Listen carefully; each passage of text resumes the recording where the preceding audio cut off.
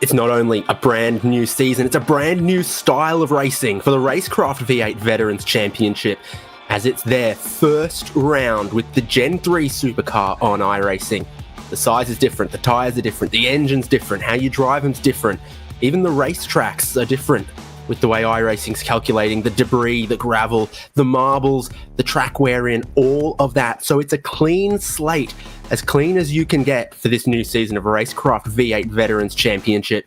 And it kicks off at an absolute temple of speed in upstate New York here at Watkins Glen International. We're delighted to be bringing you live coverage on SimSpeed TV across all of our platforms. David Haynes here with Dean Hunt and Daniel Yeaman in the production truck, pressing lots and lots of buttons. It's also SimSpeed TV's first broadcast with these new and incredibly anticipated race cars, Dean. Yeah, Dave, it's fantastic to see the boys out on such a great circuit to start with at Watkins Glen. And you touched on the big updates coming this year, 2025 Season 1. Obviously, brand new Gen 3 supercars, but huge game changer, that debris. I'm sure we'll see plenty of that ending up all across the road. Plenty of tarmac to run off on, but there's a few spots on the exits especially. I think we'll see some little dirty exits on the corners. This is the racetrack, and this is the configuration. There's a handful of different ones used by NASCAR, used by sports cars. This is the classic boot. So it's incredibly high speeds and slipstreaming and racing and battling from turn 1 all the way up through the S's and towards the outer loops, sometimes called the carousel. And then we've got the boot layout as well, where you descend downhill into the chute, through the chute to the laces of the boot, the toe of the boot, the heel of the boot, then back out onto the main part of the racetrack where it's fast through turns 10 and 11. Pit entry is challenging on the entry of 11. The track out point on the exit of turn 11 is a wall, so you always look out for a little bit of drama around there. But my eyes, and if I was going to set up my tent and my camper van, it'd be near turn 5, I reckon, somewhere with the view of the battling, the slipstreaming, the lane changes, perhaps even the bump drafting from the exit of the S's towards the braking zone of the outer loop. 5.5 kilometres, all of it's going to be thrilling. Yeah, definitely. Turn 5, great overtaking spot if you can get it set up all the way back at turn 1, of course, getting a great exit out of the 90-degree bend there. Through turn 2, 3 and 4, the S's. These Gen 3 cars have a lot less downforce than the Gen 2, so it requires a lot more lifting and throttle application and control to keep your pace through 2, 3 and 4 in the S's to set that overtake up at the outer loop. But you say, as you come down to the chute, it's a tough one. If you can't get it done at the loop, you'll be stuck on the outside for the chute, and that's a really nice spot you want to be. Great and classic racetrack, and this layout, I think, is since before 1992. I think it's a little bit older. This is pretty much exactly what they were racing in Formula 1 in sort of the 70s, the 80s. So we'll have a look at some of the other aspects of tonight's racing. This is the race ahead of us, just over 250 kilometres. It's going to be 47 laps, 80 litres of starting fuel, and an uncapped refill capacity, 133 litres of fuel. It is a big tank in these cars. That's another thing that's different. Their fuel burn, their fuel tank size, the stint length, how that weight affects the tyres. It is a completely new slate, completely new physics. This is not a rebody and new graphics. Ground up, the way drivers are going to use these cars, going to race, going to manage their race strategy is going to be different. There'll be 2 compulsory pit stops with the window opening on lap 2. And then that critical lap for the second stop, we think you could get home from lap 17 or 18. That's been something to keep an eye out on, particularly when there's been early safety cars or mid-race safety cars. Another thing to keep an eye out for across 47 laps from Watkins Glen. Yeah, and just you touched on the difference between the cars, you know, and the other part of it is the guys have only had a couple of weeks to really come to grips with these new Gen 3 supercars, because they've only literally come out about 2 weeks ago from the update. So limited testing time. The guys are probably not as comfortable in the car as obviously what they had been in Gen 2, driving it for so many years already. So that's a good one to look out for. And just watching a few guys in the practice and quali, a lot of skatey rear ends, lots of wiggles on the exits of corners. So time management's going to be critical. It'll be a long stint if you want to pit on lap 18 and carry on to the rest of the race. So another look at the compulsory pit stop rules, of which there are 2. So yeah, 2 compulsory pit stops to be completed in the race, beginning at the start of lap 2. And then just a couple of little safety car rules there. Can't complete 2 CPS stops under a single safety car period. Penalty for failing to complete them per above is a DNF 0 points. And we've seen this be interesting sometimes though, where you can serve 1 CPS under a safety car window. So if you stop under green and then a safety car comes out, you can make your second stop and maybe try to make it from there, while other drivers who haven't stopped yet are not going to be able to do their 2 compulsory pit stops under that safety car window. How are you feeling about the likelihood of a safety car at Watkins Glen, Dean?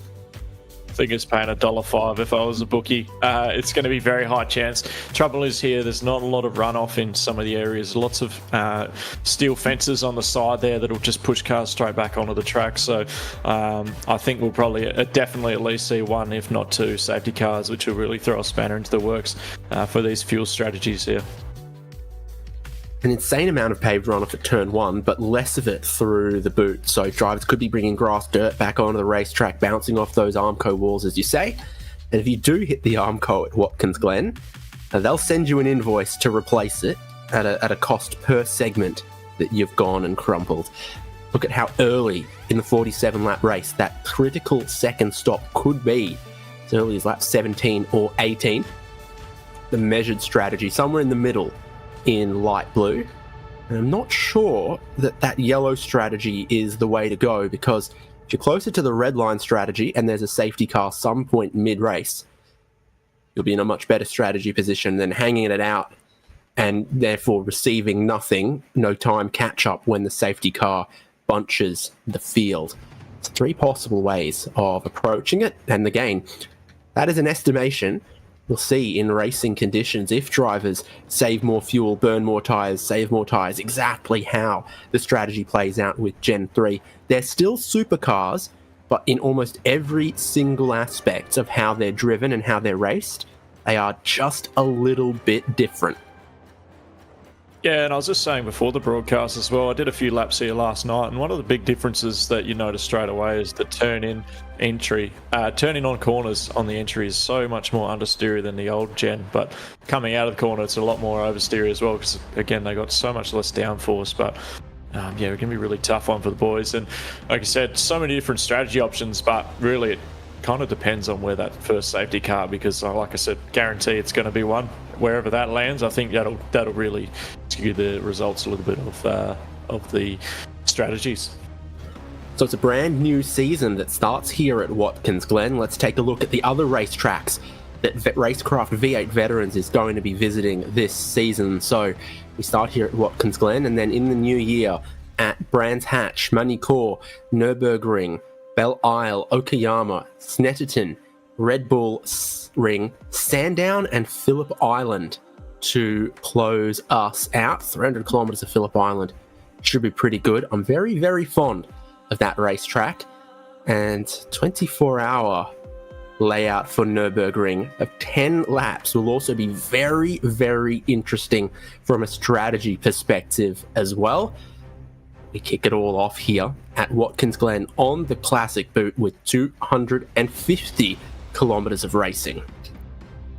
Tell you what though, I've got January 23rd with a big red circle on my calendar, because that Nürburgring race will be chaotic and so much fun. But looking at the schedule as a whole, such a great schedule really overall. So many good circuits, obviously missing a few Aussie tracks there that probably I'd like to see Bathurst, but for the first season of Gen 3, but you know, we do that track plenty in Australia, so I'm sure we'll get it next season. But fantastic schedule, great formats as always with the V8 Vets, and it's always such great racing, so I'm sure the guys can't wait to get stuck into the racing tonight. Belle Isle also stands out as possibly very interesting with these cars. Oh yeah, definitely the bumps, the bumps and the fences are so close as well. I think you know, you'd liken that to maybe a Gold Coast circuit a little bit, but it's just so rough out there. I mean, I did a GT3 race a few weeks ago there, and that was tough enough, let alone in these supercars, especially the brand new Gen 3. Maybe by the 5th week, the guys will have a bit more control over the vehicle by then, but man, that's definitely the toughest 2 weeks there, week 4 and 5, Nürburgring, and then into Belle Isle. Such a challenge for the guys, but I'm sure they can handle it in split 1. Yeah, of course, this is one of 4 splits of RaceKraft V8 Veterans happening, so an incredibly popular championship, expanded to 4 splits last season, if I recall. Was it 3 before that? And I think if these cars race as well, as excitingly and as dynamically as we hope, many, many more people will be looking at these cars in this championship, wanting to be a part of it. And of course, more people turn 40 every day. Taking a look at our split 1 entry list, and of course some big returning names in there. Sean McNamara, one to watch for as well. Yeah, Scott Gamble looking to make his return back to the top step of the podium, I'm sure, straight away. But having a look at the list from a distance, there's a lot of big names in there, and you know, you look at the age bracket here, and it's really just a number. You've got a few guys that are qualifying here for the Logitech G Pro series, and will probably be looking to re-qualify for that this season as well. We see some of these guys in V8 Scops as well, getting really competitive towards the front of the field, and it's just an attest to what a great community these guys have here, and they all help each other out, and some big teams with setups and practicing and whatnot. So very talented group of drivers, especially up towards the top split. Obviously the best of the best when it comes to over 40 sim races in Australia. Might see some of them on Monday night on SimSpeed and the iRacing channels, as well as we bring you the Monday night Strength of Field Racing live this coming season as well. So championship-wise, this is an interesting wall to look at, because there's a bonus point for the drivers who joined the Zoom wall, and there's some many recognisable returning faces. There's Scott Gamble in the top left. He looks like he's moved things around a little bit. There's less couch in the background for him. There's Sean McNamara top right, the fresh fade going on. The Dino Dino, one of my favourites, is calories and heart rate for Dean Flavel. And then Damien Cairns giving us the Shuckers. Shuckers right back at you, my bro. David Kirby, and then Chad Lewis, I think there. Greg Sharp, Christian Smart, Ken Latter, and at the very bottom, another one of my favourites for Michael Stewart. And Watkins Glen has simply got to be on that map. Yeah, definitely. It looks like some fantastic setups, and such a variety as well, with webcam placement and different setups with the sims. You know, it's always interesting to see what the drivers are seeing and what they're feeling as the race progresses. I love the Zoom feeds, and I think that the extra point for the Zoom feed is such a great idea. Really enhances the broadcast and gives us a look into wherever they're sitting, obviously. And David Kirby just taking some time to relax a little bit before the race. But this is the type of thing we love to see, the personality of the drivers right before they get ready to go. And obviously Dean Flavel with the heart rate, such a cool feature as well. I got to imagine that David Kirby's room smells like watermelon and pine. Oh, hey mate, where's that? Where's that? That does look like a sim room in the bottom right there. It looks more like barley, but it probably also smells like vape smoke. So let's have a look. Jordan Ross and Scott Gamble are the front row of the grid after qualifying. Jordan Ross on pole by just 23 thousandths of a second from the defending champ. The next row behind has Matt Vanderkraan and Jason Bentz. Again, these times super close and super competitive to the pole. Row number 3 for the standing start.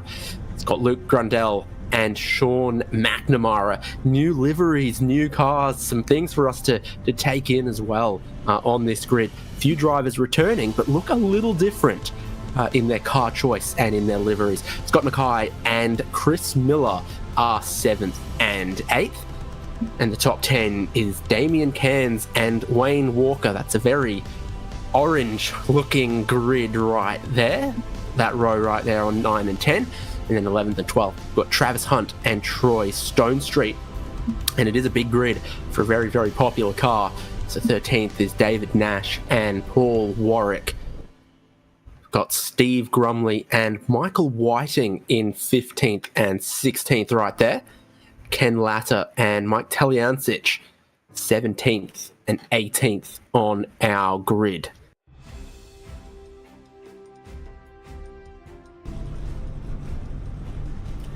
And Dan Hall and Chris Burridge are the next drivers. There's one or two new names in Split 1, but many, many returning names. Got Brenton Nitschke and Christian Smart 21st and 22nd. And then Rob Crisdale and Michael Stewart. Good mix of the Mustangs and the Camaros with Mike Poynton and John Latham. Luke Allman and Rick Sebra.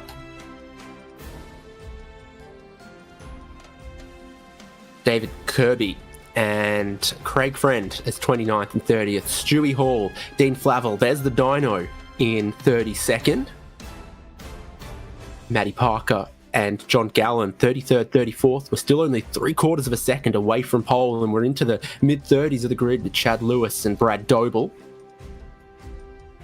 And then Darren Crosby and Greg Sharp. Jamie McKnight and Stephen Varga look like they complete the top 40 as we're 10 seconds away from going racing. A couple more drivers here. Gary Buckland, Scott McCune, Robbie Griffiths, and I think Darren Goosey's the last driver who set a qualifying time. Bruce Tannock has none at Watkins Glen. We're ready to go racing for 47 laps, 250 kilometres of RaceKraft V8 Vets first Gen 3 supercars race. There's a little bit of chaos behind the top 10, but your pole sitter Jordan Ross is away and clear into turn 1 at Watkins Glen. The defending champion Scott Gamble just behind in second place. It's going to be all drama behind though. I'll spin a lock-up sideways for Jason Bentz. They're going either side of him up towards the S's. Yeah, he got caught up there. I think someone caught him on the rear panel, and they're piling up at the background there. Far out. That's what we were talking about straight away. There's no runoff there. He was parked right in the middle of the circuit, and he had a car basically T-boning and waiting for it to clear. So not how you want your season to start. There's Matt Vanderkrant down all the way 41 spots. Absolute disaster start for him, but Jordan Ross is taken away just cleanly at the moment, probably waiting for the safety car to come out, I'd imagine. Well, every single car I saw down there at turn 1 had an engine running and tried to get moving. I would have thought someone would have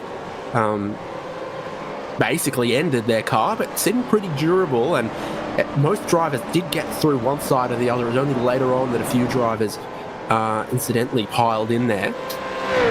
So I'm not hearing anything over the radios.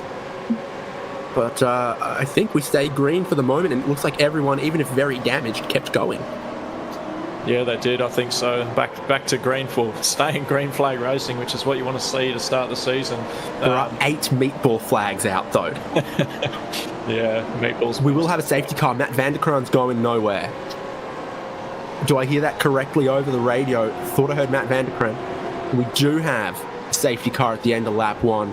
So Vanderkran was going initially, but he was the last car to get going at the bottom of the S's, and that's where he's ended up going nowhere. The RaceKraft safety car is out on track for the first time in season 22 to pace our Gen 3 cars, and that thing is no good for poor Matt Vanderkran. Only driver who I think can be really, really happy with that race start, Jordan Ross. Yeah, I think so. And I mean, Ross just really took away at the start, got a great launch, got everything under control and turned in nicely for turn 1. But I did notice in the background as well, Dan Hall got a fantastic launch out of, I think he was starting P19. He overtook 4 cars in about the first 3 seconds of the race, got a mega launch. So great start from him. I caught that in the background. But yeah, Jordan Ross, Scott Gamble, Sean McNamara, all pretty happy that really Vanderkran's not going to give him any grief tonight. But yeah, real disappointing for Matt to go out like that so early, and a few other cars obviously caught up in that incident too. So yeah, really not how you want to start your season. But what did I say? $1.05 for a safety car.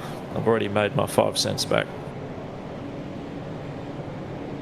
You need more than a 5% return in this economy to end up ahead, unfortunately. We're, of course, going to bring you some replays of that chaotic race start.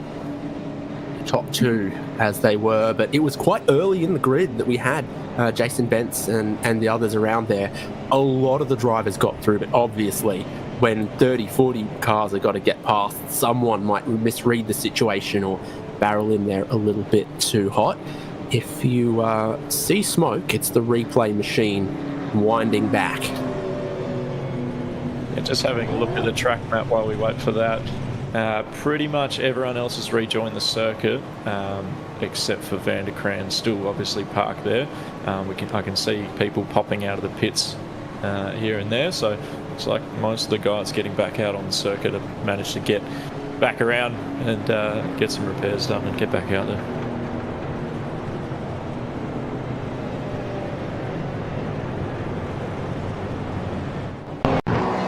So let's see what we see. This is the race start from Jordan Ross. Now, I noticed someone around 5th or 6th bogged down a little bit. So those drivers got away well initially. But here, yeah, it's one of the fishy cars that doesn't get away particularly well. And then looking at Stephen Grumley. It's already happened for Jason Bentz just up the road. So let's try to pick that.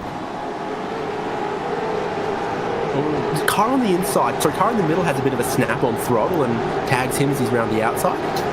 That's what it looks like to me, unless there was some contact from the inside, but it seems to me, oh my god, that is a nasty one. It seemed to me that Van der Kraan just got a little bit loose on the exit there. Obviously not on the perfect line there, yeah, it's super loose there. And then obviously tags the 112 and that chaos ensues. They're doing so well until about here. And that's what does it for poor Matt Van der Kraan and a couple of these other drivers who pick up some big damage. Looking Barry Crosby. See, there's smoke in the air there. There's a lot of smoke in the air. Oh. I think visibly. Crosby got tagged from behind there as well. He was starting to turn away from it and then got sort of shifted back towards the incident. In the everyone trying to weave around it, but you get that concertina effect as well, where the car in front of you pulls out to go around the incident, then the next car following him pulls out slightly later, and so on and so forth, and everyone's getting a little bit closer. And when you've got 40 odd cars on the grid, number 40 tends to come off the worst, I think.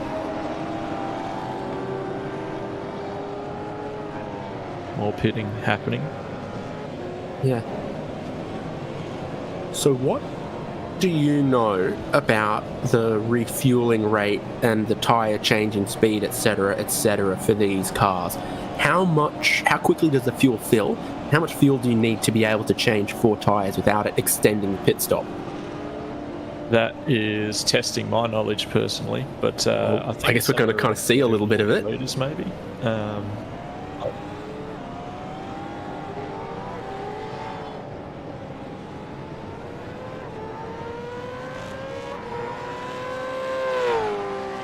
There you go, 16 to 19 litres, Dan's just saying in area, and I won't take the credit for that, obviously. The safety car check up at the back of the queue there.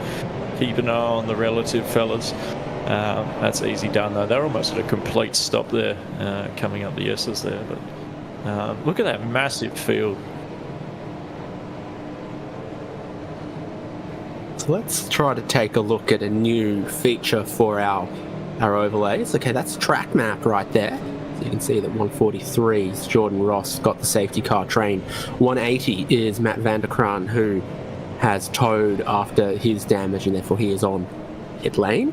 But this is definitely one to keep a watch on, particularly when we come to the final stops of this race. If there's someone who made their final stop earlier and we're trying to see where will they rejoin, or as supercars people love to say, blend, relative to those who are stopping later when it comes to the race for the win and the podium. Yeah, so I guess this is just really just going to shake up with the CPSs and everything as well. Obviously, like we said earlier, you can only take your one CPS under safety car. You can't come back in and do the CPS again, but it's only lap 3, so I think a few of the guys, if they were planning on doing the CPS, they come in and do it now. But one fast repair as well, so I think a few of the guys have just stopped to get their fast repair done. and then maybe going back in to get one of those pit stops done, especially if they started towards the back. It's always better to try and gamble a bit and try something a bit different to what the guys up the front might be, so if you get a bit lucky. Well, we're going to be going racing at the end of this lap. The McLaren safety car has pulled away. Jordan Ross is holding speed and holding the field. The drivers behind him have made some really big gains off of this race start. Wayne Walker's up in a 4th, Travis Hunt up in a 5th, Troy Stonestreet up in a 6th. It was Chris Miller who didn't quite drop the clutch how he would have liked off of that race start, lost 4 spots. And then obviously Matt Vanderkran and Jason Bentz have lost out from right up towards the front of the field.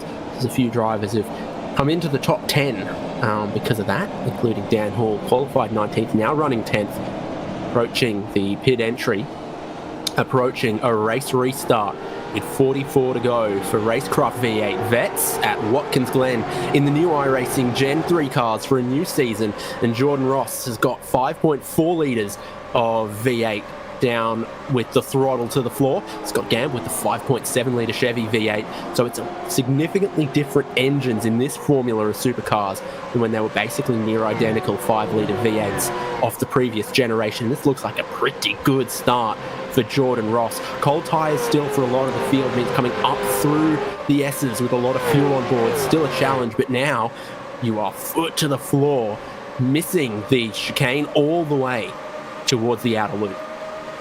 Yeah, very clean restart there.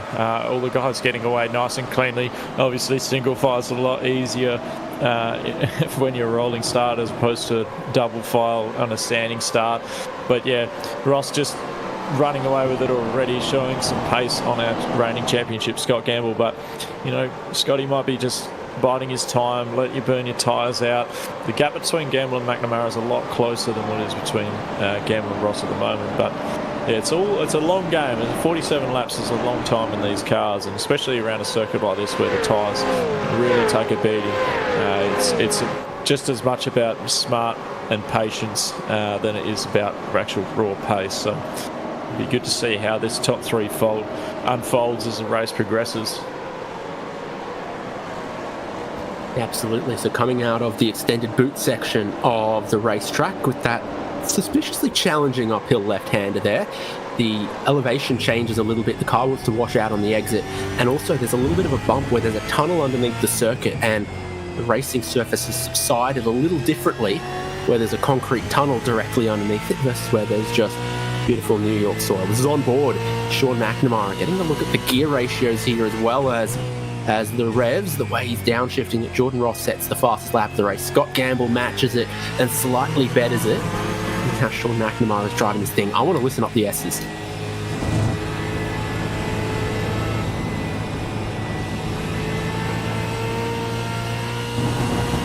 Yeah, it's not quite pinned in that left-hander, is it? No, not at all.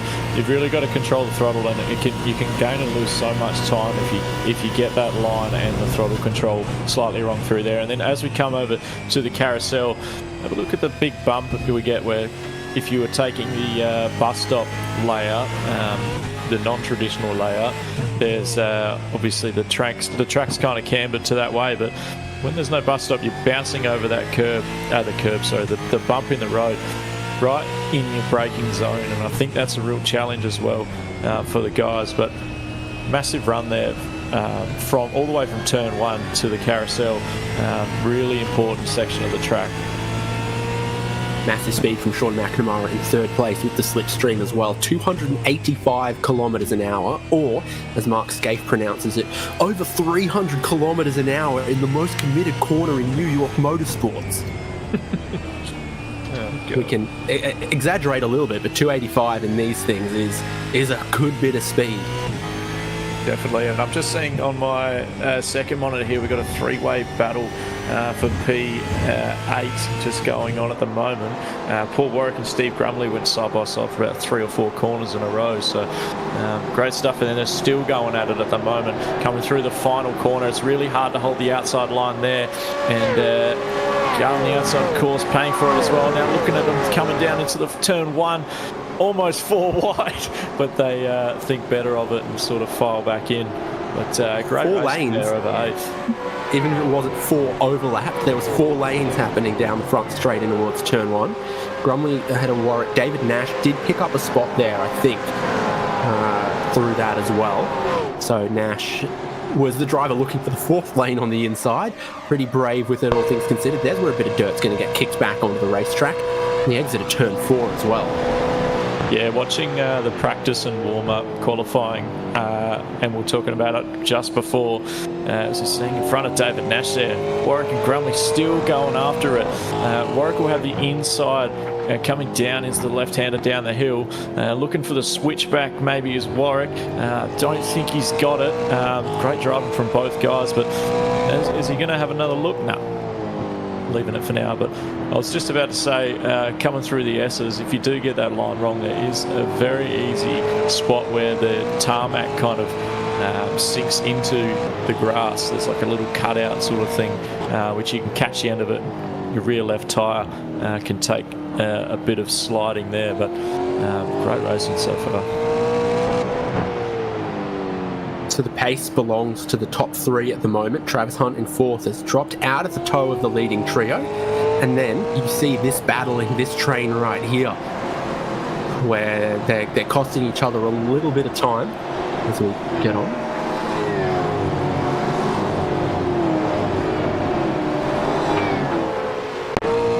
Yeah, this one's just been called in by race control.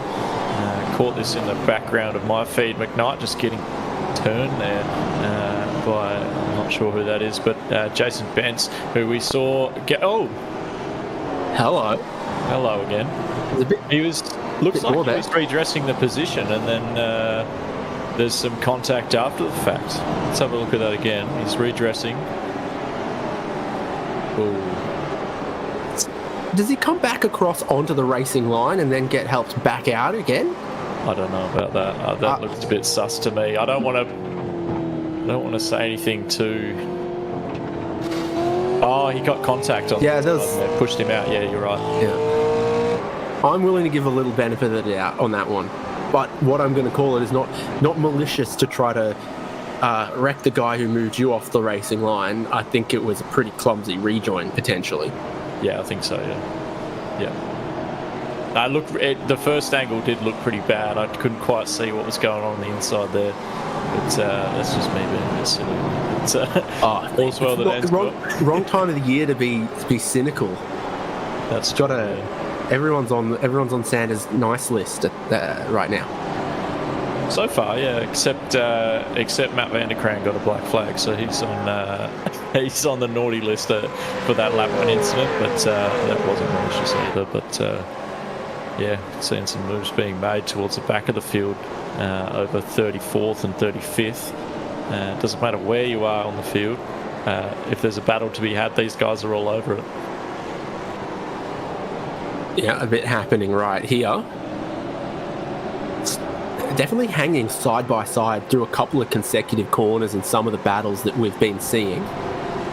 So John Gallen with the left-hand side. And still trying to hold around the outside. And you just got this queue of cars getting up behind here as well. Can we get that 4th lane active again down the front straight? What does it say at the start of the front? Oh, is there contact from the rear there? Maybe a little tiny compression lock up and a little bump, if you don't mind. Off you go. That's NASCAR style. We are in America, of course. A little bump across turn 1 there. And I was about to say, what does it say at the start of the front straight? Go bowling. Little encouraging words there. But fantastic racing. And we're seeing a lot of cars go side by side, corner after corner through the boot section. You loaded the blue and yellow there at the 20, I can't tell the number from here, but got a great run down the back straight there, but didn't really have any to go with it. They should make the numbers on the windscreen bigger. That's what Bo Albert was telling me the other day. Yep. You can see the positions just fine. The numbers on the windscreen you can't really read.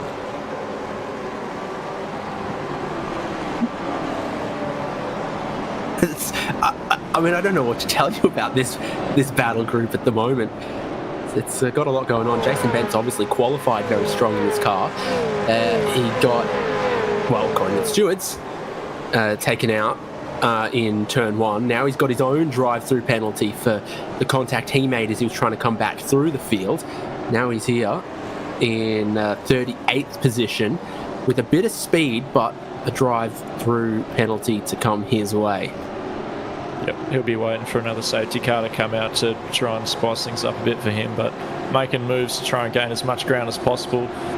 Dean Flavelle, unfortunately, he's dropped from the server as well, so I think, was he caught up in that first lap incident? And let's check and see if the dyno hasn't had a heart attack. I hope he's all right.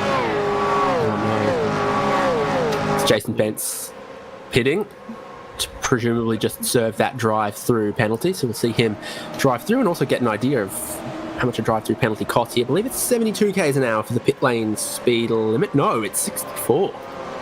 So, yeah, pretty nasty drive-through here, I'd reckon.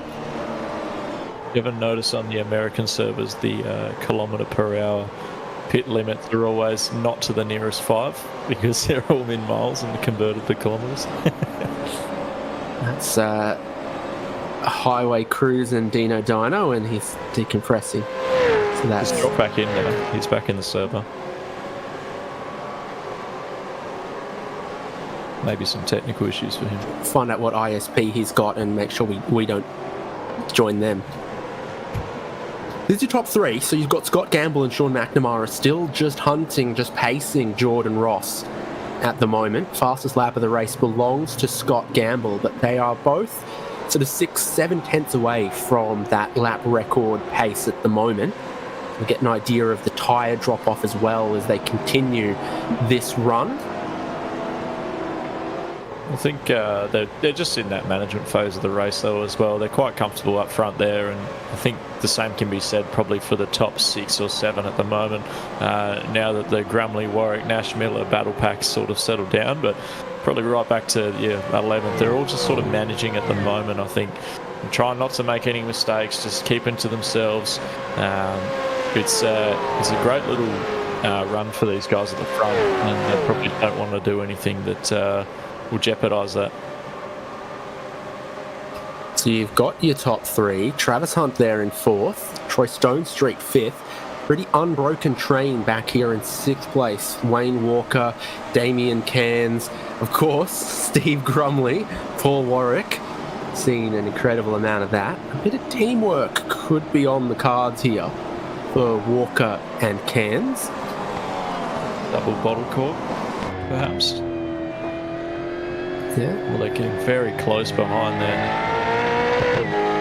Grumley getting right close to Kansas rear bumper there. Maybe getting a little bit impatient, sort of showing the nose a little bit, saying, "Oh, come on, fellas, get on with it. I'm going to make a move." But potentially some team play happening at the moment with Cairns not wanting to pass Walker, but I think everyone behind is maybe having a pace advantage on Wayne Walker, as you can see with the train forming behind him.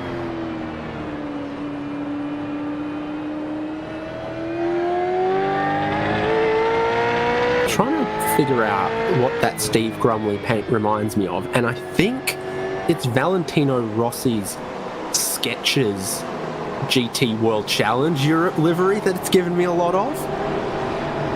So that's a couple interesting ones. There's definitely a few teams where you look at their liveries on the Gen 3 cars and they've taken it as a clean break opportunity to do something new or a little bit different. Even the fishy cars, they look a fair bit different, even if the colours, logos, sponsors and a lot of the stuff carries over from the previous generation cars to these brand new ones. The proportions are significantly different, as these cars are a little lower, a little wider, smaller glass house going on as well. Some of the peak speeds I can see. Paul Warwick in a decent tow here to 286 k's an hour. A great run there out of the S's, but man, this Walker Cairns bottleneck at the moment, and Grumley's itching to get past. So beautiful liveries, and obviously the going from the Commodore to the Camaro, going 4 doors to 2, much lower and more squishy looking car. Looks like it's been squished a bit compared to the Commodore in my eyes, but Yeah, it's a big challenge painting liveries and trying to be creative with them. And I think a lot of these guys really do hit the nail on the head and make some perfect looking liveries. The fishy one looks really mean, I think. The fish skeleton on the side, that's wicked. They've always had that, obviously. But the way that they've done that black and silver and white sort of scheme, it looks like a really mean and scary car. Like, you wouldn't want to see that in your mirrors, I don't think. You want some old Team Kiwi Racing vibes, a little bit of that going on. David Nash's livery looks very similar to before, proportionally, so he's easy to spot. He's trying to make a couple of spots here. Do we have a pit lane caller? I think we've got one or two. So we haven't really had many pit stops since that safety car, but Damien Cairns is in on the early side. It opens up a little bit of this as well, so now Grumley, Warwick, Nash, they all gain a spot and could get a bit closer to attacking Wayne Walker if they've got the pace to use at this stage of the race. Nash is, to my eyes, looking very, very racy. It is, yeah, and I think the undercut could play a big role here, but you obviously lose that draft, and if you don't time it right, you can get right to the back of the pack where you will obviously be held up in more traffic. But I think if you're in that battle pack and you know you've got the pace, definitely the right move.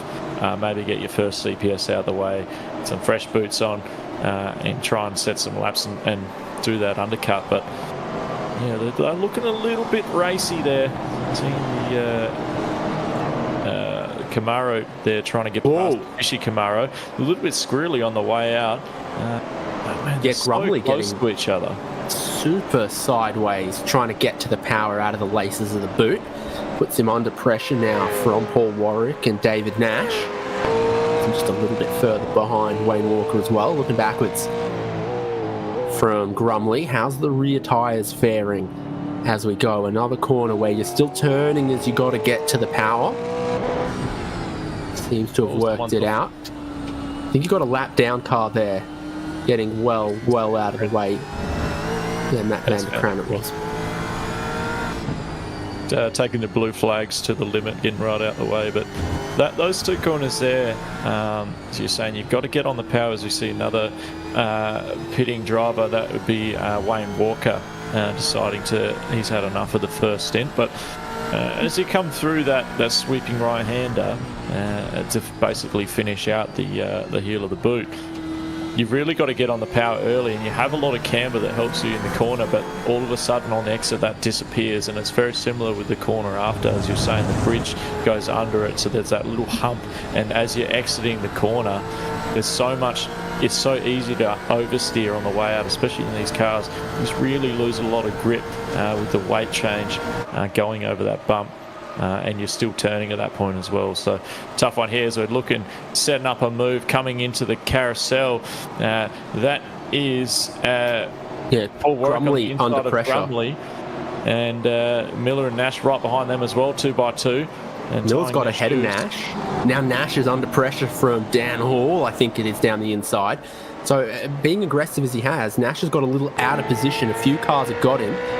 Now Chris Miller is thinking it's time to make a little bit of attack, and I think we must be heading towards the pit stops then, because suddenly it looks a whole lot different. There's contact between the two of them in the toe of the boot. Dan Hall's trying to sneak through as Warwick made a bit of contact with some other drivers around too. That's the wrong way for Chris Miller. Yeah, that'll be very disappointing for him. He almost got spun back around the right way, but then, he just ended up backwards, but super disappointing. But yeah, wrestling playing with fire a bit there, that battle pack, they were sticking their noses in and weaving around a lot, so very close racing can sometimes come off that way. But look to see the fishy machine dive into the pit lane now, I reckon. Take that stop, get some new boots on, and try and get back into a rhythm. Hasn't lost too much ground, but obviously quite a lot to where he was.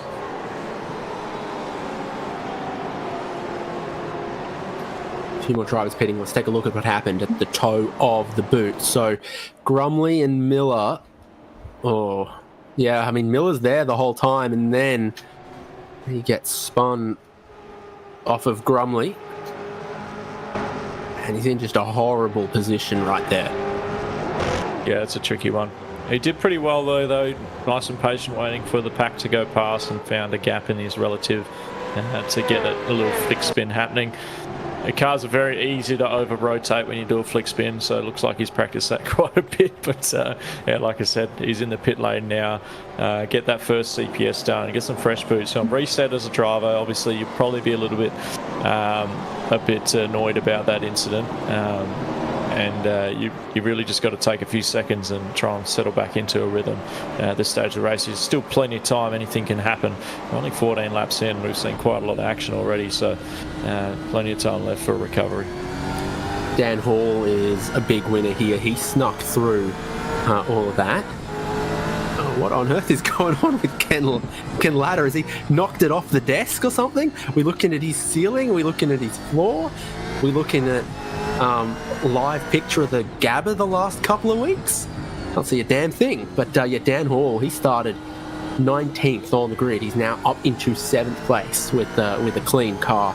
One of the things I think that is a difference to the strategy here, the fueling rate is so much slower. And it feels like the fueling rate's been cut by like 30%. So to save fuel in the tow and then save 5 seconds on your pit stop time seems like perhaps the way to go. Travis Hunt is stopping. There's a few drivers who stopped with the first safety car that are now looking pretty good as other drivers pit and end up behind them. So Matty Parker, Gary Buckland, Rick Sebra are pretty high up the order at the moment. Have a look at the bottom right there, the positions gained. Gary Buckland, obviously, Robbie Griffiths, Greg Sharp. These guys all have not pitted yet, so that'll play a part. No, Buckland has. That's what's insane, is that Buckland is up 20 spots and has taken on 25 seconds of fuel. Well, just wait till everyone else is pitted, then we might see it up to about 30. The question is whether that counts for the compulsory pit stop, but it does shave an incredible amount of time off the 2 compulsory pit stops. So if the safety car is called lap 1 and he's pitted lap 3 once the window's technically open, does that not count as a CPS because he's still under the safety car? Or well, is it just it might be based on when the safety car started, because the safety car started before the end of lap 1. So I think everything under that safety car, because we didn't get to the start of lap 2 under green. That's right. And that's when the CPS window opens at the start of lap 2, in brackets, under green. Well, that'll be interesting, because that might throw a few people off as well. I think some of the more lesser keen-eyed on the rule book, like me, obviously, might be caught out by that towards the end of the race, thinking they have served their CPS. But more stoppers: Michael Whiting, Christian Smart, Luke Orman. Oh, it's busy on pit lane right now. Getting towards the end of that starting fuel. They don't start with a full tank, but they can fill back up to a full tank at these stops under safety car, etc. And that's the kind of thing it looks like Gary Buckland has done. So he's next 2 stops. Oh, Craig Friend's in the wall in the final corner. Gary Buckland could basically just take tyre-only stops quickly towards the end of this race. Friend's still going. Hasn't practiced his flick spin. I'm sure he's positioned to be able to do it particularly easily. And that's that final corner where the wall's very close on the outside, the pit wall's very close on the inside, and he's got to slide through the final corner. Got the rear tyres up on the curbing, which is then looped in further around into the pit wall. Yeah. And looking onto the back straight at the moment, we've got a battle for 23rd, I think, between Goosey, Crosby and Kirby. And McKnight coming through as well now to pick up the pieces. Darren Crosby just lost out on 2 spots in one corner, which is unfortunate for him, but some great racing. And I think I've just seen as well Steve Grumley's just been black flagged for that incident earlier. It's the toe of the boot where I think saying that he came down on Chris Miller. And from on high with the chopper shot, it kind of looked like Miller had his nose in there fair and square and didn't wash out wide and did get squeezed a little bit. It wasn't clear just yet. Warwick pits. We have a look at this replay in towards turn 5, the outer loop. Kirby on the inside. Not a whole lot of grip out there for Darren Crosby. And it's one of the things that we're seeing in this new series and new iRacing season is if you get like 2-3 car widths wide of the racing line, the tyre rubber build up, the debris there that doesn't get cleared is very slippery. Definitely. Well, it's the right amount of slippery if you ask me.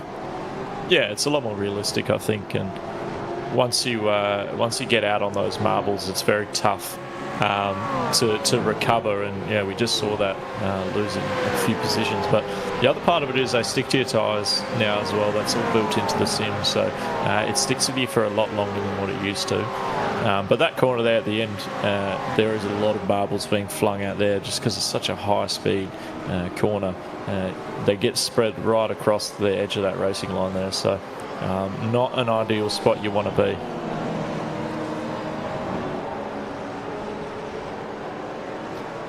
So here's Parker, Sharp and Buckland, now 13th place, and going to be able to run pretty long in this stint as well. This is an interesting strategy with the fueling rate and the fueling amount on these cars. Even if it doesn't count for a compulsory pit stop, pitting under that safety car may have wiped 20 seconds or more of pit stop time off the compulsory pit stops that Buckland is going to have to do. So you've got just the top 10 haven't been through pit lane at this point. And David Nash is going to come in. I think Matty Parker also on that same strategy we've been describing for Buckland. So 2 to watch a bit later on, see if they can have some really quick pit stops. Because a lot of the pit stop times I'm seeing at the moment are 25 seconds, 30 seconds. Well, we think you can do a 4 tyre change in just 9. Yeah, definitely.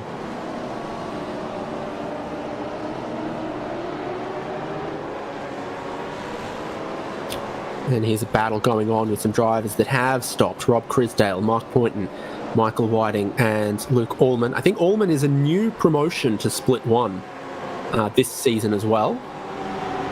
Few drivers have been moved out to make way, like Jason Fewens. So good luck in Split 2, Jason Fewens. On this battle pack here as well, Chris Burridge has just sort of caught onto the back of it. He was just finishing his outlap there, slowly catching this pack, who obviously at the end of their stint versus the start of the stint. And here comes out of the pit lane, that's Ken Latta, pitting from, he got caught up in that earlier on incident, didn't he? So he was already quite far back, but he's one of the faster guys in the pack. So we're looking to get out of this little teammate battle in front of him. Yeah, obviously the guys all the way back to 24th, right the way back to the back of the grid. They're all fighting for every position they get. Oh, Poynton getting a little bit squirrely as he almost turned down on Ken Latta there. Probably thought he had a little bit more room than what he did, and did pretty well to gather that back up and keep it off those marbles we'll talk about. Race leaders are pitting, so Jordan Ross, Scott Gamble, Sean McNamara, your podium contenders are in the pit lane, and there's a lot being contended for out on track right now. Get a load of this. Hearing that on the outlap the tyres do take a little bit to come in. We saw how difficult the tyres were on the first lap of the race. It should be almost similar, but perhaps even heavier fuel loads than lap 1 for some drivers. Interesting that all the leaders have followed each other in that front 4. Well, they've reached the end of the starting fuel, so they've all gone as long as they could, and that seems to be the strategy for them. I guess they're not being slowed down by each other, so there's no reason not to. But such a tricky pit lane entry. I always personally try not to pit at the same time as the guy in front of me, but I'm definitely wouldn't be Split 1 material, so that's probably why. But yeah, all the boys at the front pitting now. Pretty much everyone's been through the lane almost, except for a few at the front who didn't serve their CPS, but I think they might have stopped at the beginning of the race, get a couple extra laps on everyone else.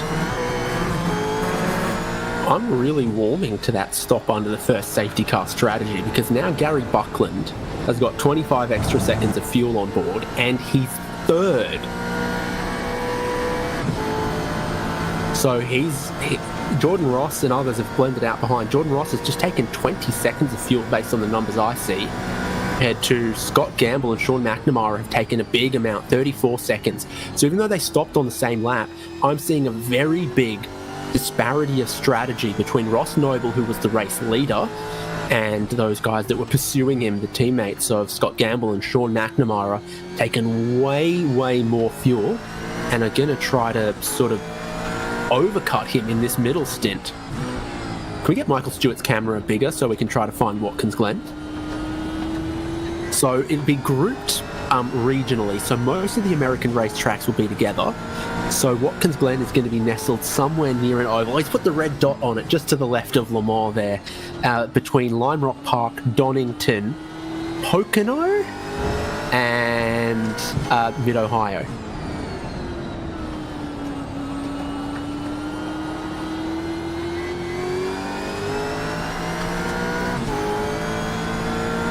The Summit Point and VIR Grand West course on that.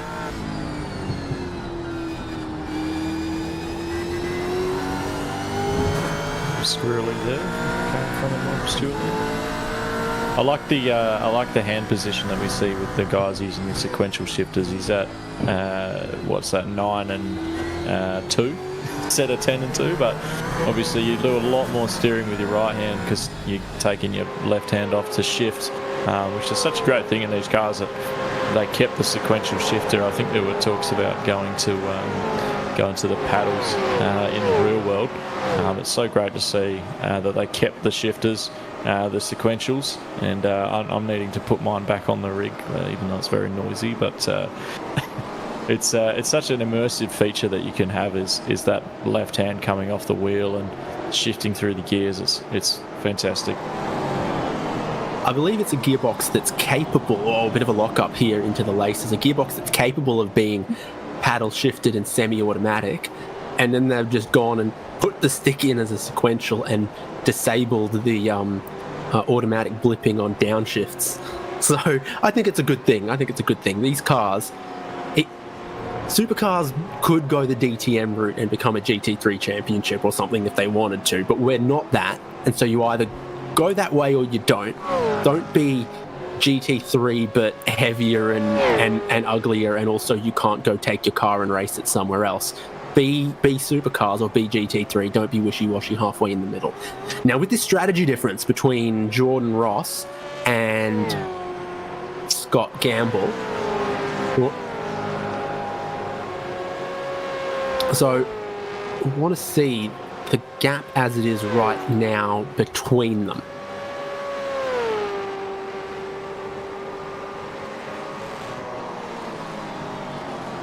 So if I try to pull that up on my data, I think you've got 15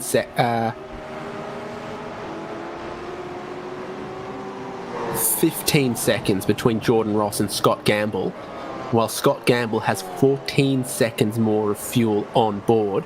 Jordan Ross a tenth quicker on the last lap.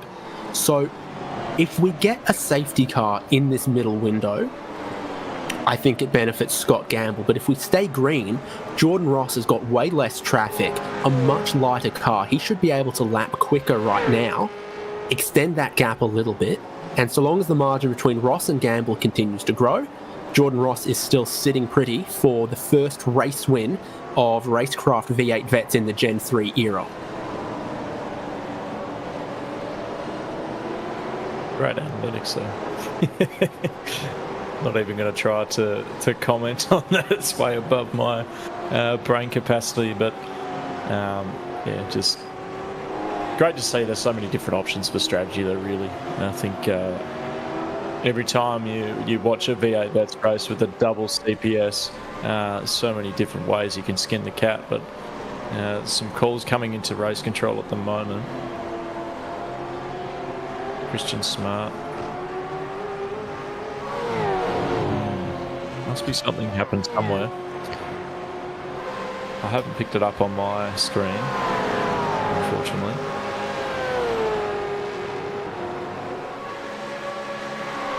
Okay, so that's the gap right now between Jordan Ross, Scott Gamble for the race win, bearing in mind that Scott Gamble, per my numbers, took 13 seconds more fuel but is now 15 seconds behind Jordan Ross, and Ross seems to be extending that a little bit.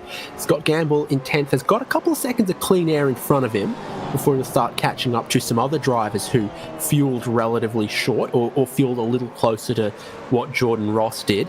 That's always been the way these two-stop races have gone. You can take a lot of fuel at the first stop, and if there's a safety car, you get that paid back. But if we stay green, then maybe it puts you into traffic and costs you time in the middle stint.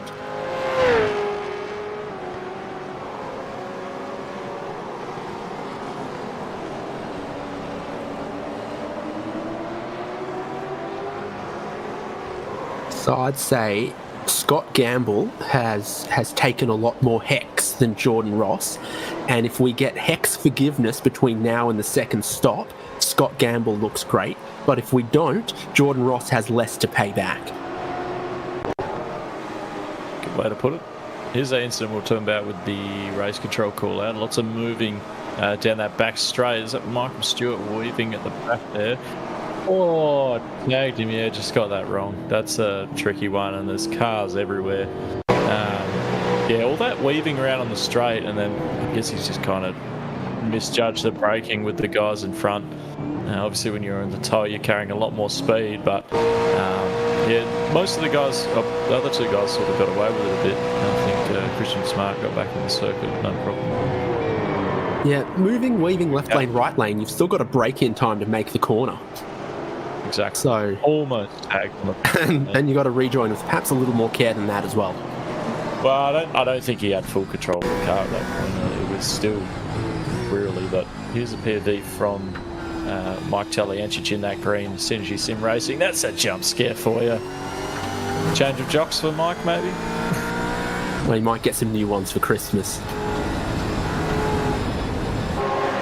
We've had some more stops come through, so Gary Buckland is in for what we're going to count as his first compulsory pit stop, and he takes a lot, but maybe he thinks the amount of fuel he's taken at that stop, I think he thinks he's going to get home from there. So that's a question mark, because if he'd just taken 10 seconds of fuel and 4 new tyres, and then 10 seconds of fuel and 4 new tyres at another stop, he'd still be potentially inside of the top 10 with how much fuel drop time he saved with the very, very first stop under safety car, bearing in mind that the old cars would have refueled at about sort of 3.5 litres a second, that margin, whereas now we're down closer to 2. It just takes way more time to put litres in this car. Supercars had the greatest dual coupling refueling rig going on, and apparently they needed to move away from it for some reason. Just heard race control on the radio again. I think they might be seeing some, well, they're obviously reviewing that incident, but yeah, definitely we'll be seeing some penalties, but couldn't quite make out what they were saying. But I heard post-race for sure, so yeah, either investigated post-race or someone gets a penalty that is some amount of points post-race, which is something that race control have the ability to do rather than just giving in race drive-throughs. Yeah, it's a tough one to officiate. I think it's a pretty complicated incident. There's a lot going on there. So 3 different moving pieces for sure. Quite literally. Not to be confused with lap 1 where we were removing pieces.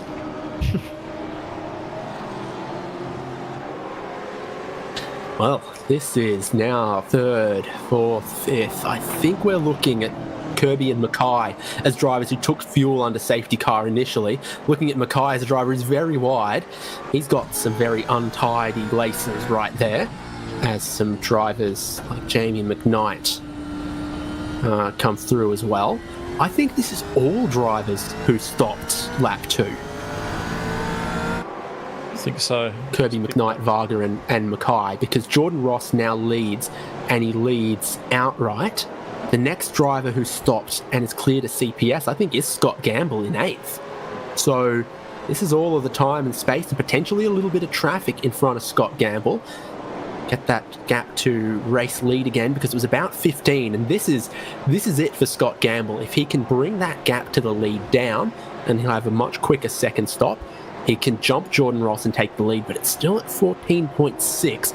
Gamble's got those tyres in nicely. He's lapping quite well. We'll get this lap 24 gap updated in a moment as well. But the big question mark for me is those cars in front of Gamble that he's not really racing, but boy, are they racing each other. They could get in his way, give him a bit of dirty air, and they have no obligation to get out of his way either.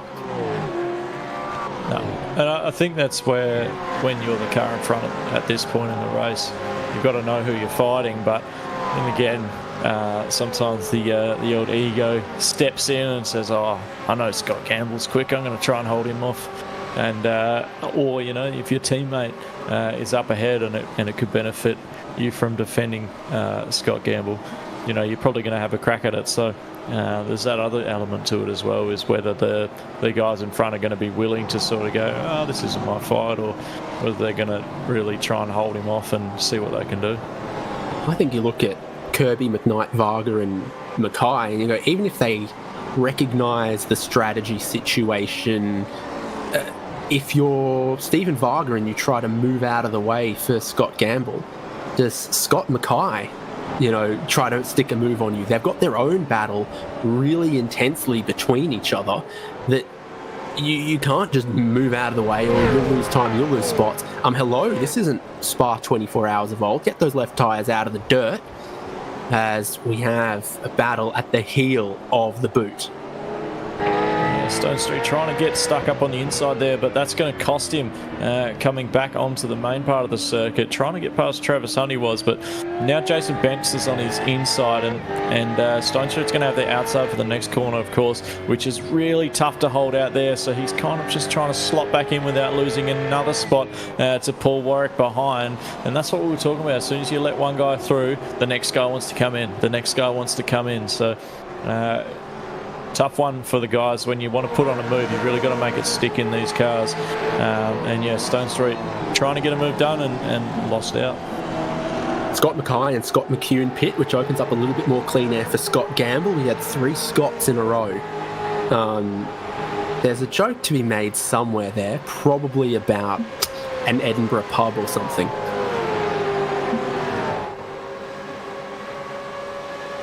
So that's good news, though, for Scott Gamble in his pursuit of the race lead, that a few of those cars that he wasn't battling have pitted in, put less traffic in front of him, more clean air, and Gamble can run long on this. 20 seconds of fuel from Jordan Ross, just a bit over 40 litres. So he's not going to have a particularly long middle stint of this race before Jordan Ross has got to pit again, and then maybe when Ross makes his second stop, he's in traffic while Gamble's in a bit of clean air to make his later second stop, having taken quite a bit more fuel the first time around. And then don't count out Sean McNamara. He's still matching Scott Gamble's pace. He's right there on a very similar strategy. Yeah, definitely. McNamara, one of the faster guys, of course, in this split. I do believe he qualified for the G Pro series. Was it last year, maybe the year before? Definitely one of the faster guys. So probably not quite used to being in 7th, but yeah, still plenty of time to go. And he's definitely in the running there if the cards fall in his favour. Stuck his way up into 6th in qualifying, but obviously dropped that one spot. But yeah, seeing a few cars bidding behind there as well. But that's Travis Hunt diving into the pit lane. Yeah, I think I've seen a black flag just appear on Matt Vanderkraan as well. We are a 17x incident count drive-through in this server as well, so it's possible he's racked up a couple of those.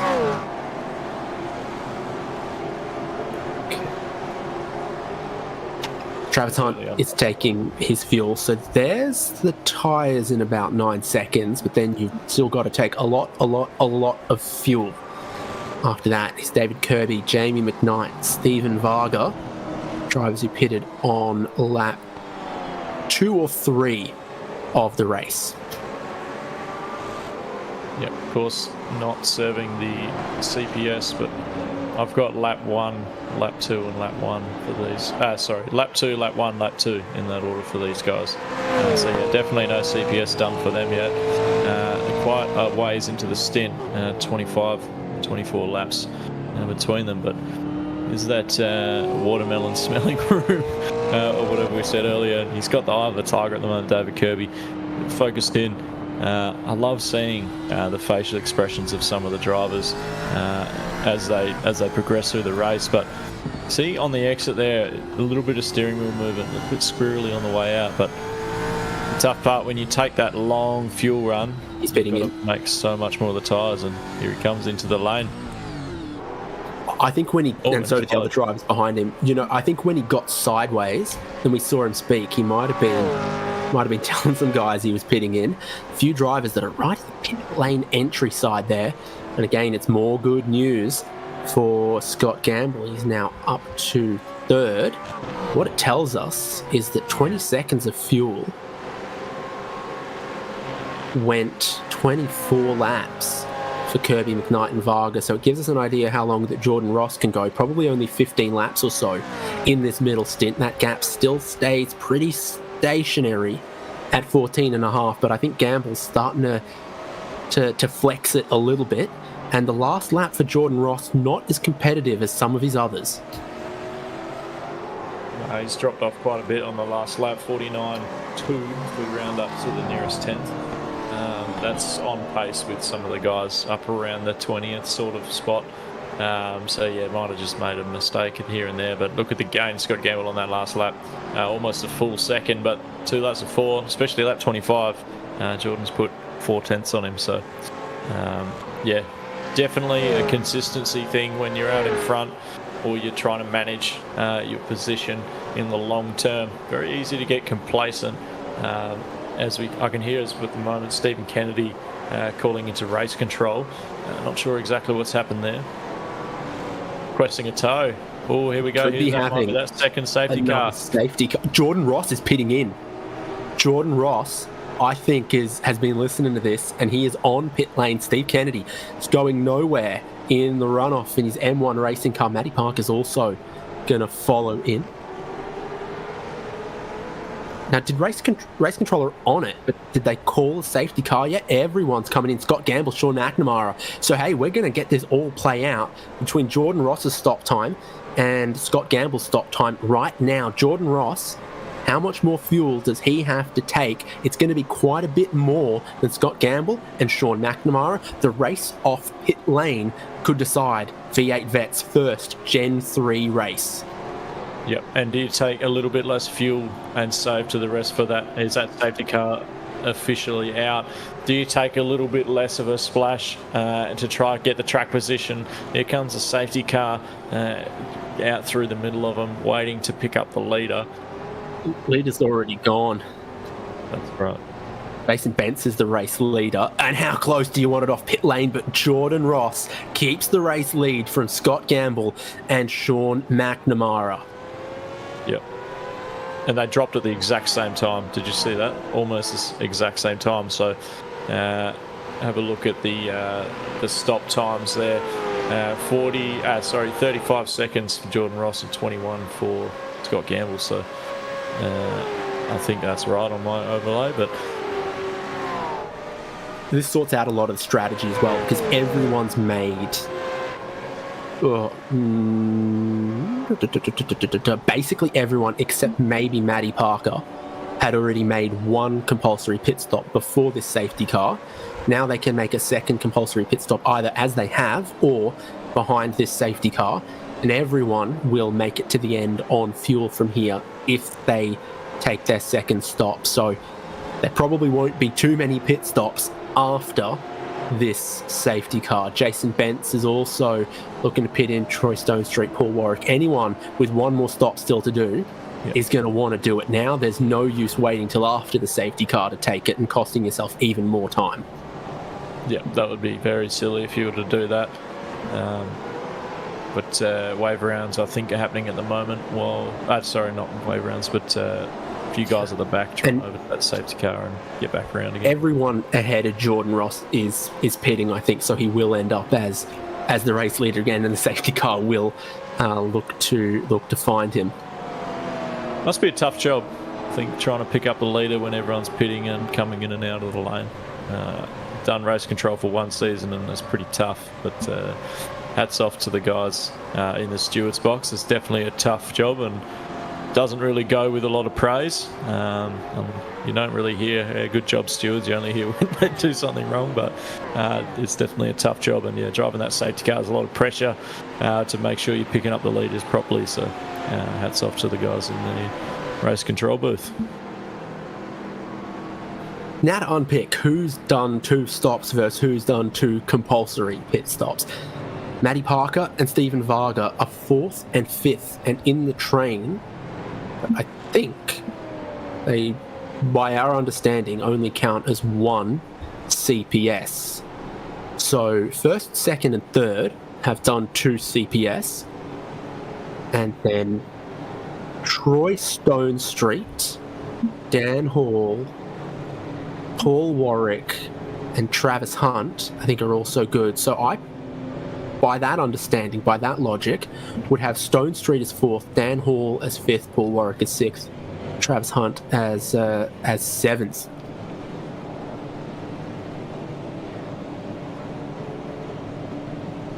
Decent haul for a few of them then. Yeah, definitely. So many. I don't have all the information in front of me, nor the brain to process it, but great analytical insight there from you, Hainsey. But it's just played out to be such an incredible race so far, and pretty much going to get a 17 lap sprint to the end. I think by the time we get this done, it'll be Ross versus Gamble versus McNamara, and then Matty Parker, Stephen Varga behind there. I think their first stop was in that first safety car, I think, weren't they? So am I mistaken that they may have to stop again? Yeah, Stephen Varga's asking about it over radio now.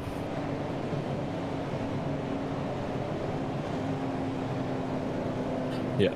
Confirming from race control that stops under the first safety car did not count for a compulsory pit stop, because they were not inside the CPS window, because there was not one complete lap under green before that first safety car. So that's a little unfortunate for some of those drivers like Matty Parker, Stephen Varga, etc. But there were a few others in a similar boat that then did be in a position to clear their CPSs. Got a couple of wave rounds still coming, and still lights on the safety car, so there's a bit more safety car still here to come. So we revise our notes on the compulsory pit stop rules. If the safety car is deployed on lap 1, then the CPS window is not open until the end of the lap after the restart, which is another way of saying we've got to have a complete green flag lap of racing before the compulsory pit stop window opens. I think that's a great rule to have, because I mean, how many safety cars are on lap 1? The lap 1 incident's always there, so it really just limits the strategy. If you want to serve your CPS and get your fast repair done, that's probably not the most fair thing in the world.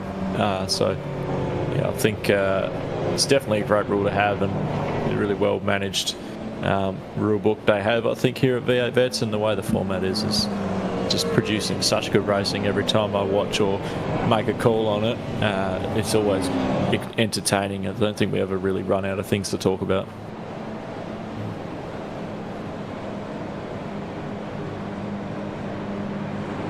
After those waiver rounds, I think we're looking at 42 drivers on the lead lap. One who won't be is Steve Kennedy.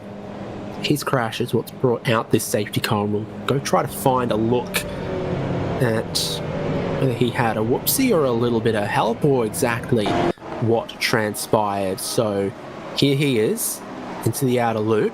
Across that bump in braking, I think he has a lock-up, and then it doesn't stop, it's grass, and it's straight in. Jamie McKnight not too happy with the concertina on the safety car, which is definitely tough towards the back of the grid. But yeah, Steve Kennedy just locking up over the bump we spoke about earlier in the race, and then getting on the marbles, and he was really just a passenger from that point on, which is a shame for him. But you see that bump there just as you're about to turn in as well on this layout, because it's sort of where the Bus stop. Inner loop, yeah. The locals will yell at you if you say bus stop, and they'll insist it's the inner loop. But I'll still say bus stop. It's bus stop shaped. Yeah, there's a little bump there as well. So if you're a little late on the brakes, and then you get a little lock up, and then you get the bump, and then it compounds with the grass, the stuff off the track, etc., etc. We'll be going racing again at the end of this lap. Jordan Ross leads the way. Now, he took back the fastest lap of the race from Scott Gamble, but I did just get this sense at some points that Gamble and McNamara had a little bit of pace they weren't showing yet, because there was a lot to be gained by saving fuel, by conserving their tyres. Now it's all done and dusted. If Gamble's going to win this race, it's going to be because he's got more pace than Jordan Ross. Yeah, just a flat-out race car race all the way to the finish. No more strategy, no more games. It's just going to be a race to the end, and that's what we love to see. The guys got their strategy and their management of the race really well done up to this point, and now they have to really finish it off by just going out and going after it, having a crack at each other.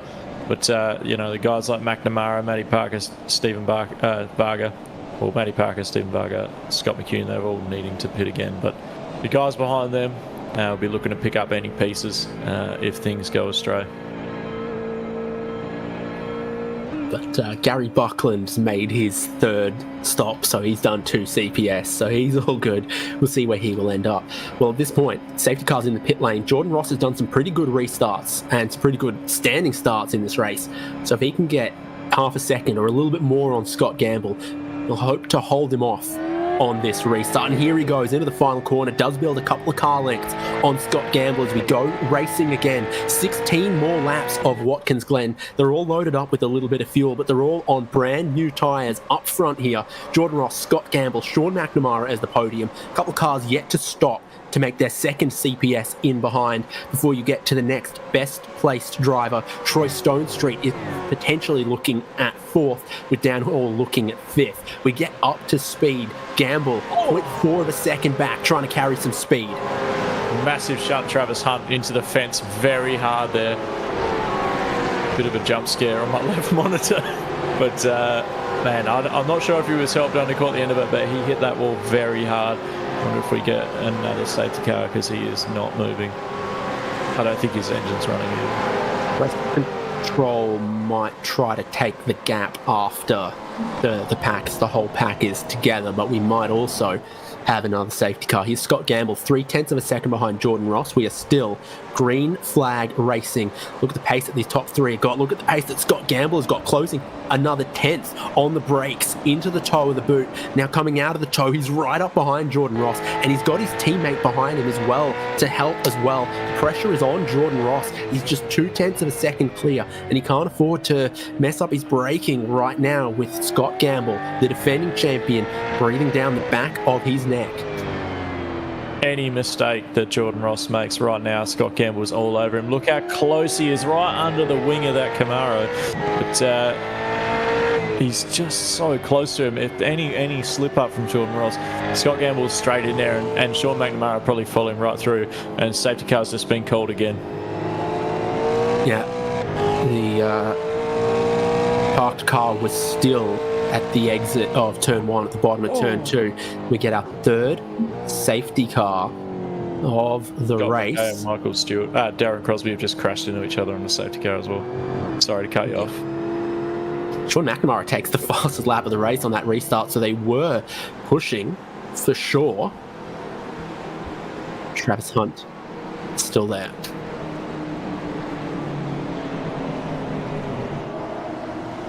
Darren Crosby, is that the name that you said? Darren Crosby, yeah. At between the last 2 corners, I believe it was. As we went to safety car, a few of them did compress up a little bit. So this will be this. There you go, up in front there. Ooh.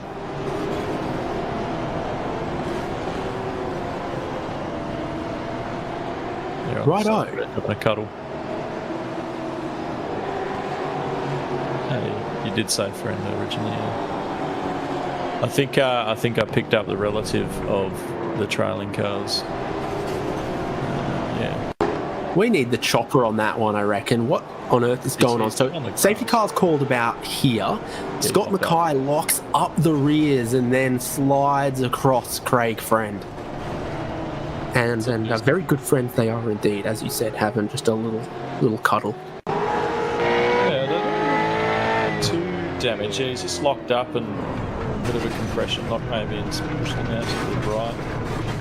And Craig Friend just helping him back on the circuit there. I'd love to get a look at the debris flicking up there. That's what we're talking about on the new update. So much debris now, little bits of mud and grass and dirt can flick up, and those with a butt kicker as well. You can actually feel that flicking up under your car now, which is such a great little feature for immersion.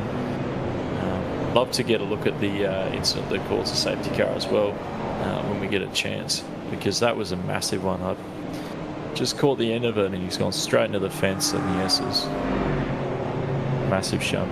You're just trying to check that your brother's okay? Yeah, that's exactly right.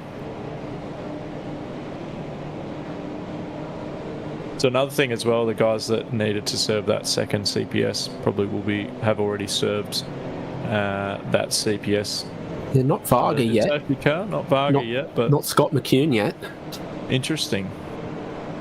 It was clarified on the air for all to hear. Well, Stephen Varga was the one who asked, wasn't it? I think so. Yeah. That looks like wave rounds are about to happen. So I'd imagine we probably get one more lap after this one. We're back to green again. Stephen Kennedy's the only one who needs one. And that'll put him to still one lap down, though, as he's 2 down to the race leader at the moment. 41 cars. 41 cars on the lead lap. This is Travis Hunt. Contact.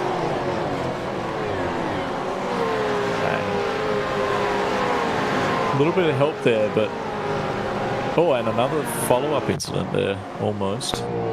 But was that Ken Ladd behind? So Ken Ladd has got a slight bit of overlap on him, and then Travis Hunt's just trying to move over a touch, and Ken's not really letting him back on the circuit. That's a tough one. With a bonnet flying off there.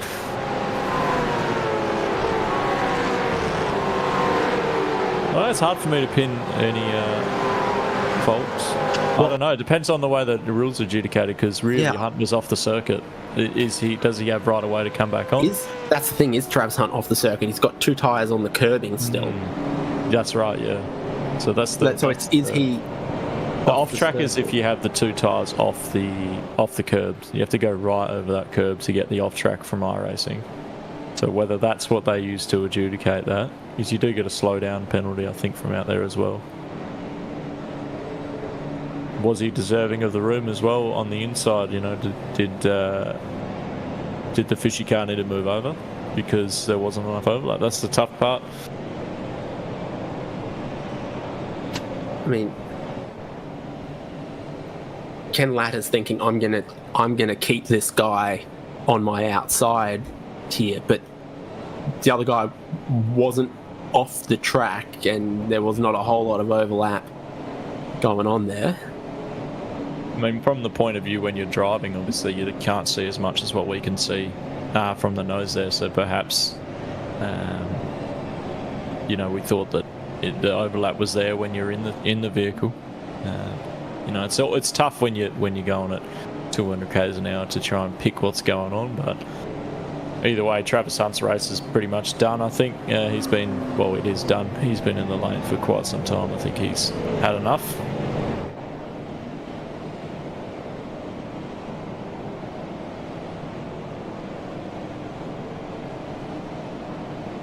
And as always, the internet has a couple of opinions as well. A lot of people tuning in, and hello to you all, as this is SimSpeed's first broadcast with the Supercars Gen 3 machinery. We are learning a lot, and so too are the drivers. experience about how these cars race, how the tyres wear, what's good strategy that everyone's going to take forward for the future races of RaceKraft V8 Vets, but then also all the other competition that these cars are going to feature in, including, I think, our next broadcast on SimSpeed TV with these cars is Monday night on our channels and iRacing's channel. It's going to be a lot of eyeballs on the official series Monday night Strength of Field. I've seen some very, very interesting names that have been racing with these cars on iRacing since their release, including but not limited to the reigning Bathurst 1000 champion Brody Kostecki. He doesn't mind a Camaro at the moment, but I reckon next year he's probably going to favour the Ford Mustang. We're about to go racing again, Dean. Yeah, they're ready to go racing again. They're all bunching up. Jordan Ross in control. He gets to go whenever he feels like it. Last time he went just before the entry of the final corner. He'll probably mix it up a little bit now. Look to see when those revs drop, and there he goes. Similar spot, but a little bit earlier than last time, and gets that advantage in favour of himself, obviously. Being out in the first position, you get to choose when you go. And you put a tiny little bit more of an advantage on Scott Gamble as they come down into turn one. All pretty well behaved at the front.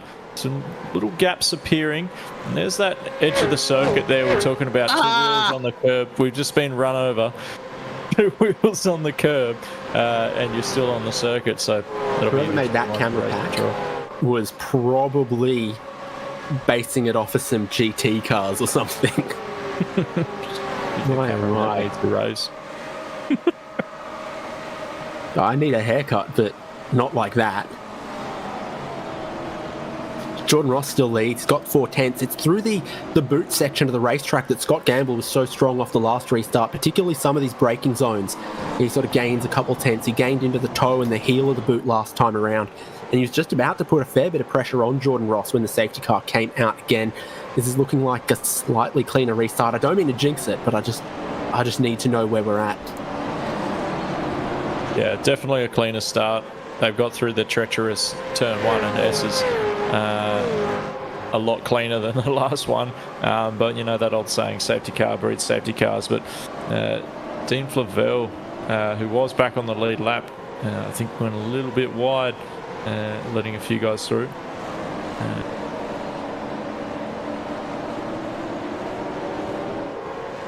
So 575 just got a post-race points penalty for that incident on the safety car, which I think was friend. Yep. That must be something else where we'll try to get on top of it. Now you've still got Stephen Varga in 4th place, who needs to make another stop. Dan Hall behind him doesn't, and it kind of separates the rest of the field from the top 3, but all race long this has looked like your top 3. Jordan Ross, Scott Gamble and Sean McNamara. Ross and Gamble were the front row of the grid after qualifying. McNamara started out of 6th, but he started really well. He dodged all the chaos, and by the end of lap 1, he was up in that 3rd position, and his race pace has looked like it's been able to go with his teammate Scott Gamble. Now 2 tenths back with a great slipstream on the back straight. Scott Gamble looks to the inside, but has no overlap for the turn 5 braking zone into the outer loop, but he'll let Jordan Ross know he's there, and he'll lay down the fastest lap of the race, a 146.8. These guys have still got their tyres in good nick. They're burning down a little bit of fuel, and now there's no advantage to saving fuel like there was early on in the race. They can keep their foot pinned all the way to the braking zones. With a slow refueling rate, you gain so much pit stop time from saving fuel out on track, but that is no longer a concern after their final stop, and then an extra little bit of safety car to save them some more. These guys are going to be going flat out for the remaining 11 and a half laps. Yeah, we talk about difference between Gen 2 and Gen 3. Gen 3 having a lot less downforce and thus less dirty air, so it's a lot easier to follow the car in front without burning up your tyres. We do hear a lot of talk about that in the real world game, and we're seeing that in the sim at the moment. But yeah, Scott Gamble really just letting Jordan Ross know that he's there, not ready to be pushed over. Mike Taliancic has gone deep there, pushing that is Wayne Walker over a little bit, little bump and grind. But yeah, Taliancic went pretty deep there in the 3rd to last corner. So looking to set up. Oh, and he's tagged him. Gathered it up pretty nicely though. Yeah, drama's smoke in the final corner, but everyone stays off the wall. Wayne Walker and Taliancic making a little bit of contact at the final corner. A few other drivers are now going to try to come through on Walker. It's Luke Ullman getting past him there. Nice looking machine. Nice shiny NZ machine. Yeah. It's very, very slick, and it's up into 21st. Still a couple of cars up the road from them that need to make another stop, Varga and McCune, but those are basically the only drivers I'm seeing left that haven't made 2 compulsory pit stops. And Kirby's made his 3rd. So a bit more drama happening there on the back straight in front of Luke Ullman. Mark Poynton just ahead, Chad Lewis. Yeah, Mark Poynton didn't have the run, but kept the inside line covered pretty nicely. It's a great race car there. Chad Lewis getting ready. He doesn't manage to spin it, but losing another spot in that. Still got the inside though. Maybe he can hold on to it, but man, these guys are really trying to race hard now. We can see the mistakes starting to come up. People getting greedy on the throttle. Chad Lewis, the 21 machine, on the inside of Wayne Walker. Doesn't quite have the overlap, but he can get it done under braking.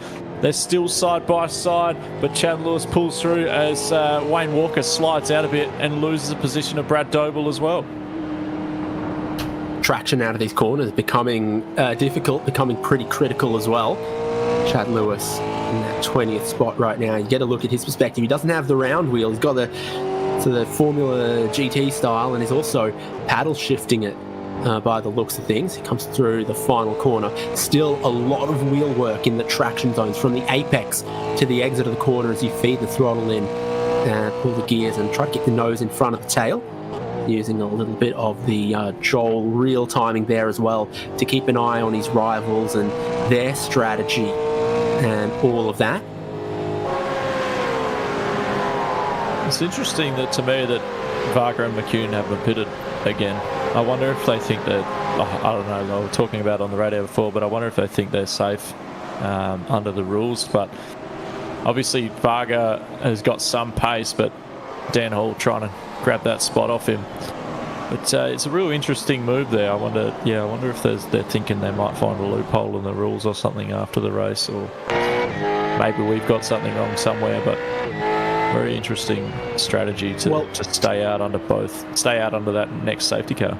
Yeah, because the 2 best strategies would have been 1, take that final stop under the safety car, or 2, hope we get a long green run and take it as late as you can at the end of the CPS window. And I guess that's what they're hanging out for everyone else around 15th place to, box on, cost themselves a lot of time, 3 seconds, 4 seconds per lap. And these guys can run long in this relatively clean air and then take their final very quick CPS and try to feed out, not losing too much track position. But the double safety car thing has really hurt them on that. And for Dan Hall, realistically, he's in 4th place here, and he's in behind Varga. What he doesn't want to do is be pushed backwards towards some drivers that he is racing properly for position, like Troy Stone Street and Paul Warwick. Definitely. And that's where Dan's got to be careful that he doesn't overwork those tyres trying to get past Stephen Varga. But it's that real fine balance. As Rick Sabra has gone into the fence at the final corner. I've just picked that up on my second screen. He is looking very second-hand at the moment, missing some front panel work, and he's going straight in the pits. I think that's his night done. He'll get an unsafe pit entry there too, to add salt to the wounds.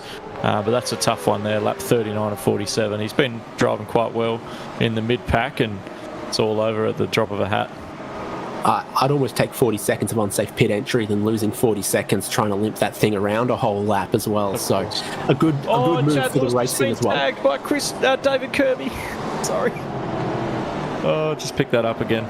Yeah, he got tagged on the carousel and lost about 2 or 3 spots, but managed to gather it up. Thought that was going to be a big one. No shortage of action for Chad Lewis. Now he's back in 27th. Last we saw him, he was in 20th position. Yeah, so falling down the order a fair way. unfortunately for him, but he's had no shortage of action tonight, that's for sure. Having a lot of fun, I think. Here he goes, getting a move done on the inside of him. That Brumley down the inside with that, is that the Valentino Rossi livery you guys were talking about earlier? Beautiful looking car. My race knowledge isn't quite up to your standards, but I can appreciate it. Makes you want to buy some sneakers. Bit sideways there. And we look back to the front because it's 8 laps to go and Gamble's about as close as he's ever been. A 147.6. So these guys have all dropped about a second as the tyres have heated up, as they're using them up. Dan Hall goes up into 4th, so he doesn't need to worry about Stephen Varga anymore. And Troy Stonestreet's the next who's going to have a bit of a peak. The other part here as well, Gamble and McNamara. Oh, Varga wide through the top of the S's, scraping the wall.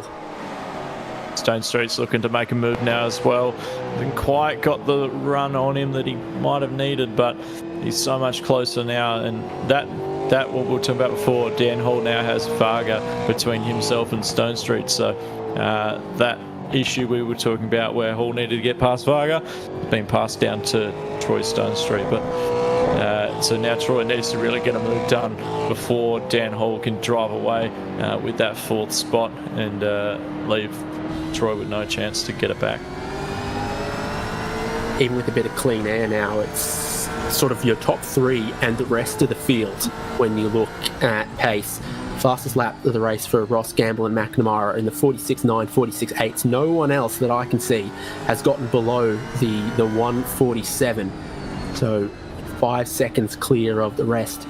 Not sure Dan Hall is going to sneak his way onto the podium with the pace that Ross, Gamble and McNamara has got. Same story for Troy Stonestreet. Race control dishing out a little bit as we're going to start another lap with Scott Gamble right in the race leader's slipstream. I think another interesting part here as well is that McNamara and Gamble, of course, teammates. So as soon as Jordan Ross makes a mistake there, and any little issues that he might be having or any little tidbits they can share with each other, hey, Sean, I think that Jordan is weaker in this corner. Oh, we've got a huge shunt on the front straight. Michael Stewart, Craig Friend, both not moving at the moment. And I think Greg Sharp's involved in that as well. That is a nasty one. I wonder if our mate Stephen Varga is going to get that last safety car he was asking for. 3 cars going nowhere at the exit of the final corner. Greg Sharp, Michael Stewart, Craig Friend. Waiting to hear what race control is going to do about it.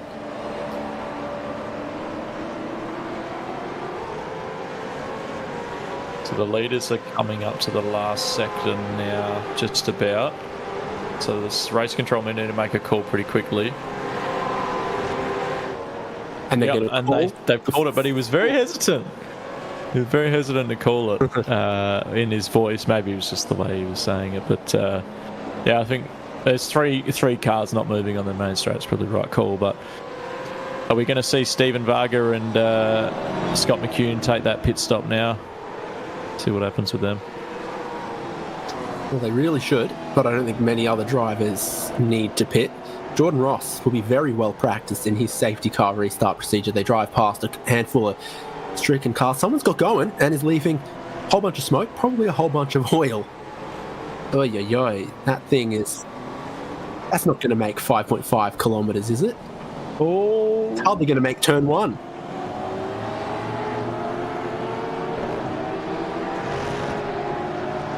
Yeah, Greg Sharp. How much magical smoke is there in that thing? Is there 5 kilometres of oil in it to leave? I don't think he's going to get past the back straight. That's my bet. I think he doesn't make it up the hill at the toe of the boot.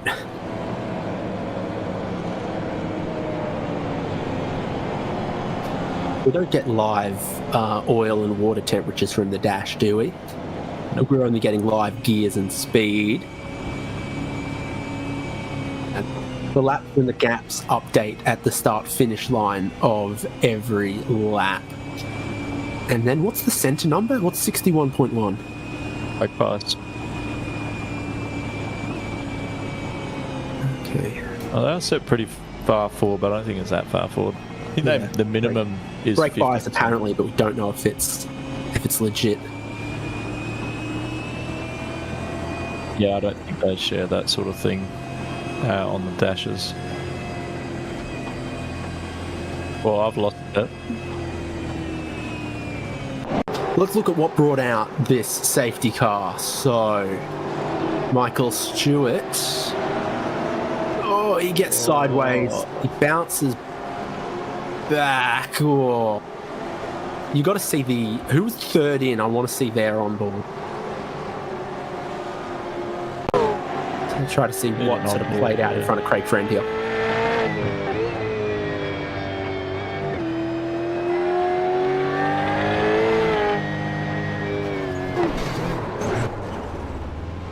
I think two guys just picked the wrong side. Yeah. I think so, yeah. It kind of looks like they ought to have had plenty of time to...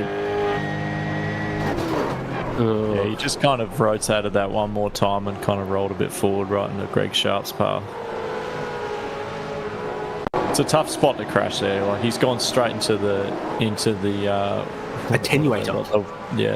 Is that what it's called? The water barrel things? Yeah. I think that's what they say. And then the other thing they say is... I don't know what a Jersey barrier is, but it's a thing that Americans say. Jersey barrier. Yeah, it's a tough one. It's a really, really difficult corner to start with, but yeah, obviously changing line mid-corner there is tough. And it's really, I mean, there's a few spots on this circuit where the walls are very close, and I think we spoke about that in the intro. Really easy to block the track in some places, or leave you with not many options to get around someone. Great news, 2 safety cars later, Steve Kennedy's back on the lead lap, having received a wave around again. I think he was one of the only cars running that was a lap down. Greg Sharp is going around still, so he's not really going to get much wave around there, but he did get this thing to pit entry. Somehow, burning, really.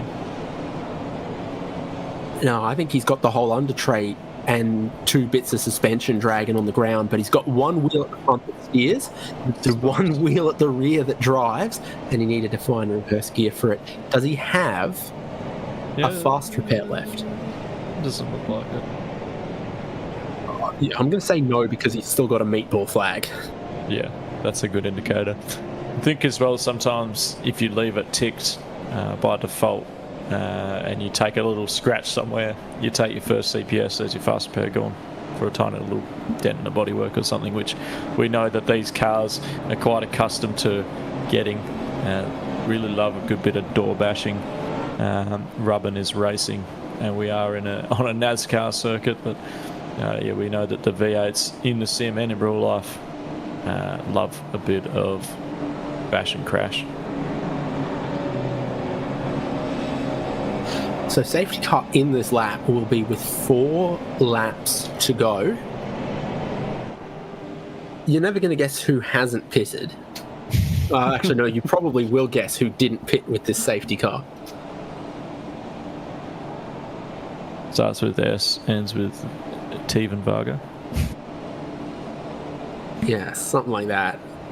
Again, it was our understanding, and then someone asked Race Control. Race Control clarified in agreement with our understanding that a pit stop under the very, very first safety car of this race that was called before the end of lap 1, that pit stops underneath that safety car were not within the CPS window because the CPS window opens at the start of lap 2. We did not get to the start of lap 2 without a safety car.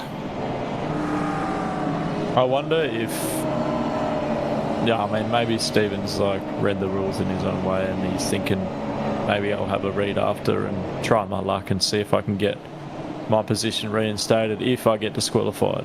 Well, because if he does pit, he's just going to go all the way back to the back anyway, isn't he? Having qualified 41st, Yeah. I think he'd still be ahead of 41st if he stopped. If he stopped now, but that's not what he's thinking. I mean, yeah, when in Rome, you may as well try it on, right? I suppose maybe that's what he's thinking. But Scott McCune hasn't. Is it he's same boat? No, maybe can't remember. Yeah. So it's just Varga and McCune. Yeah, so it's Varga and McCune left. Same, and McCune's up plenty of positions as well. So perhaps he's thinking the same thing. Hell, even the safety cars made 3 stops.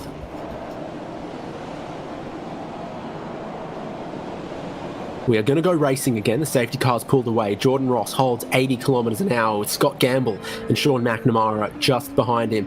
Scott Gamble, a multiple-time RaceKraft V8 Vets champion, but in this new era of the Gen 3 supercars, Jordan Ross has qualified on pole and led the most laps. Gamble has challenged him the whole way and will challenge him for 4 more laps of Watkins Glen. Jordan Ross goes earlier than on the previous restarts, gets a couple of car lengths to Scott Gamble, who we know will be able to close this down with the slipstream on the front straight, up through the S's and towards turn 5. It's a green flag. It's 4 more laps of Watkins Glen. Jordan Ross, Scott Gamble, Sean McNamara. Dan Hall's been released through that traffic as well, so he's within touch of the podium as well, with then Stephen Varga yet to stop, Troy Stonestreet behind that, and a little bit more drama going on the restart as well.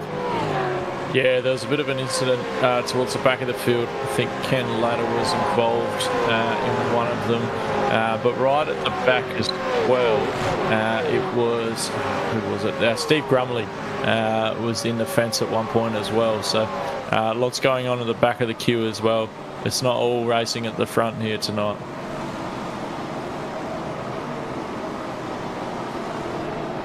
Let's look at Michael Whiting in the 13th. Could be 11th. By the end of this race. So just ahead of him, Brendan Nitschke could be looking at a top 10, running at 12th at the moment with 2 cars in front of him that we think have not served their compulsory pit stops per the way race controller interpreting the lap 1 safety car. They work their way through the toe of the boot this time around. Whiting's got a tighter line on the exit, and they'll be hoping that lets him get just a little bit more power on his back straight towards the braking zone at the heel of the boot. If you're going to make a pass here, you're really hoping on a mistake at the previous corner from your rival to let you get a good run. It's a shorter, lower speed straight than the front straight, or indeed up through the S's, which is prodigious speed on this classic boot version of Watkins Glen that we're racing today. We've said at the top of the show that provides such great racing, and really the guys are putting on a show for us tonight. Great way to bring in the Gen 3s on SimSpeed TV. We're all line astern at the moment, but Michael Whiting really trying to get into the head of Brendan Nitschke, filling up his mirrors, trying to maybe cause some chaos in front. But I think the race for the win is still on. Scott Gamble, though, is starting to drift back a little bit, 4/10 back from Jordan Ross. Ross really dropping the hammer at the moment. But there's still 3 laps to go. Anything can really happen here. And how about the race that Jason Bentz has had? Remember, he was sideways and T-boned at turn 1 on lap 1. I think he avoided going a lap down, but he was the very, very end of the field. He had to pit for repairs under the first safety car. He's had to pit twice then since for the compulsory pit stops, and he's up into 7th, potentially looking at 6th or even a top 5. He's played the strategy really, really well and had good pace since then. Warwick here is just in front of him, and it looks like he could close up on that. Troy Stonestreet looking like he's not making a whole lot of progress on Stephen Varga, so all of that still to play out for the top 5. But Jason Bentz, of drivers who've been through the pit lane 3 times, he's up in 8th place at the moment, and I think that's a pretty strong performance. That's an incredible drive from Jason. Like you said, he was sideways on the first lap getting T-boned. Somehow didn't get collected in everything else, but great recovery drive from him to pull up all the way back into P8. Qualified strong in 4th, so he would have been pretty disappointed to start his race like that. But redress has been made by the race control. It was Ken Latta's number was called, so I don't. Yeah, Jason Bence has got to redress to Ken Latta. So Bence just drops back into the 9th position with 2 laps to go. 1 second covers your top 3.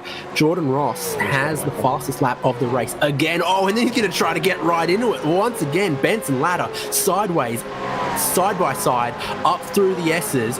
Closing the door off goes Ken Latta on Jason Bence. That is a tough place to go side by side in any car, let alone these Gen 3 supercars. He gave the position back and said, all right, now I'm going to take it right back again. I've done it once, I'll do it again. Not sure exactly what the redress was for, perhaps a little bump and run, but Jason Bence getting a little slide happening there. But he's really hungry to take back that P8 from Ken Latta in front. It looks like he's got the pace to do it as well. He has looked super racy. He qualified really well. He was on the 2nd row of the grid, and that's where the problems then came for him. He dropped outside of the top 40 on lap 1. But pacey in qualifying. This is what the redress was called for. So we're heading down towards turn 1. Jason Bence very close to Latta. Latta goes 1 car width over to defend. Bence goes another car width down the inside, makes a little bit of contact on the way in, and makes a little bit of contact on the way out. So that's hello, goodbye, XOXO. We start the final lap of the race. Jordan Ross, half a second clear of Scott Gamble. Sean McNamara in tow as well. It's 1 more lap of Watkins Glen for the first Gen 3 winner of V8 Vets. Yeah, Jordan Ross really got his name, one hand on that perpetual trophy, the imaginary trophy, but I think one little mistake and Scott Campbell's all over him. But Jordan Ross really has not stepped a foot out this entire night. 47 laps so far. He's been nothing but consistent. Gamble McNamara just following him down the back straight, not really close enough just yet. Take us to the end, Hainsey. About to head into the boot section. Jordan Ross picking his braking very well, and a good line to avoid the bump into the outer loop. Now down into the laces here and at the toe is where Scott Gamble seems to have a really good braking performance and a really good line. But even when he's a 10th or 2 tenths quicker than Jordan Ross, he doesn't seem to be enough to really put pressure up on Ross, and that's what you're going to need to do to make a pass, is to be able to really, really pile on pressure. Every time Ross has had just a little mistake, he's had the room, the buffer to recover, pick himself back up again, now to the heel of the boot. Another place where Scott Gamble has looked really strong on the brakes, but he's 6 tenths back, not the 3 tenths, 2 tenths that he was in some previous phases in the race. Jordan Ross is going to look to bring it home. Should be no fuel saving required for these guys with the safety cars that we've had since their last stops. We've had 3 safety cars since these guys last stopped. Through the penultimate corner, Jordan Ross has looked sublime in RaceKraft V8 Vets in this Gen 3 race. At Watkins Glen, he comes out of the final corner and he'll have pole. He'll have the most laps led, and he'll have the first race win of Gen 3 in RaceKraft V8 Vets from the defending champ Scott Gamble in second, his teammate Sean McNamara in third. Dan Hall, 15 positions gained in this race to 4th place. Stephen Varga allergic to pit lane in 5th across the line. Yeah, it'd be interesting to see what happens with him. Troy Stonestreet taking out 6th with Paul Warwick just behind him. Ken Latta and Jason Bence put on a bit of a show for us in the last few laps there as well, but we see Bence, Bence was sideways on the first lap, and such a great recovery drive for him. And Scott McCune rounding out the top 10, perhaps also allergic to pit lane. There was a huge shunt towards the back of the grid. I think Chris Dale, Taliancic are involved, maybe a couple other guys as well. One of those, they're already parked there. And then Grumley, I think he's trying to avoid it. He's side by side with someone else. He goes into the fence. So there's 4 cars involved there. 2 involved earlier on. Taliancic is wide. He's on the marbles. He's on the grass. Then he makes contact with, I think might be Chrisdale there. And then trying to drive through it. Grumley's already side by side with someone. And so Grumley's trying to go around the outside here. And I think as there's overlap or something between them, he just doesn't see it. That's that concertina we talked about before. The guy in front of you pulls out, you have a little bit less time, but that was just 1 for 1. Pulls out and it's a jump scare. That's a tough one.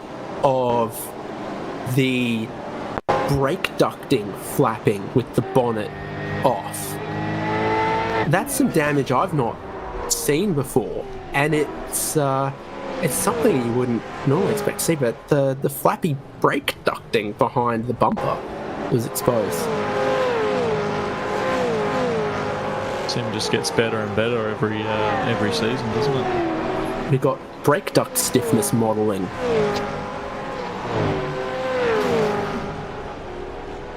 Yeah, it's a tough one. That's such a narrow part of the circuit as well. We're talking about nowhere to run off.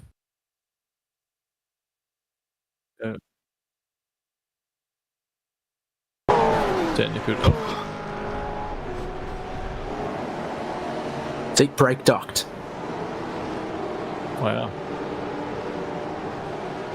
The things we learned, but not how Steve Grumley wanted to learn that lesson on the final lap of the race.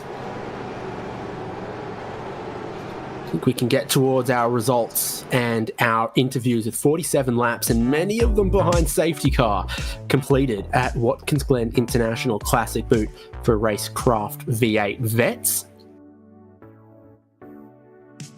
Jordan Ross, the winner from Scott Gamble and Sean McNamara. A great team start for 9.5 SimSport, but a great start to V8 Vets for Jordan Ross with a pole and a win to his name. Dan Hall, a great run through the field to 4th position. Stephen Varga crossed the line in 5th with a bit of a question mark there. Troy Stonestreet, Paul Warwick, Ken Latter, Jason Bentz, no question marks. Scott McCune, a question mark. And then Damien Cairns crossed the line in 11th ahead of Brenton Nitschke, Michael Whiting, Christian Smart, David Nash, Mark Poynton, Luke Allman, Wayne Walker, Chris Miller, and Stewie Hall.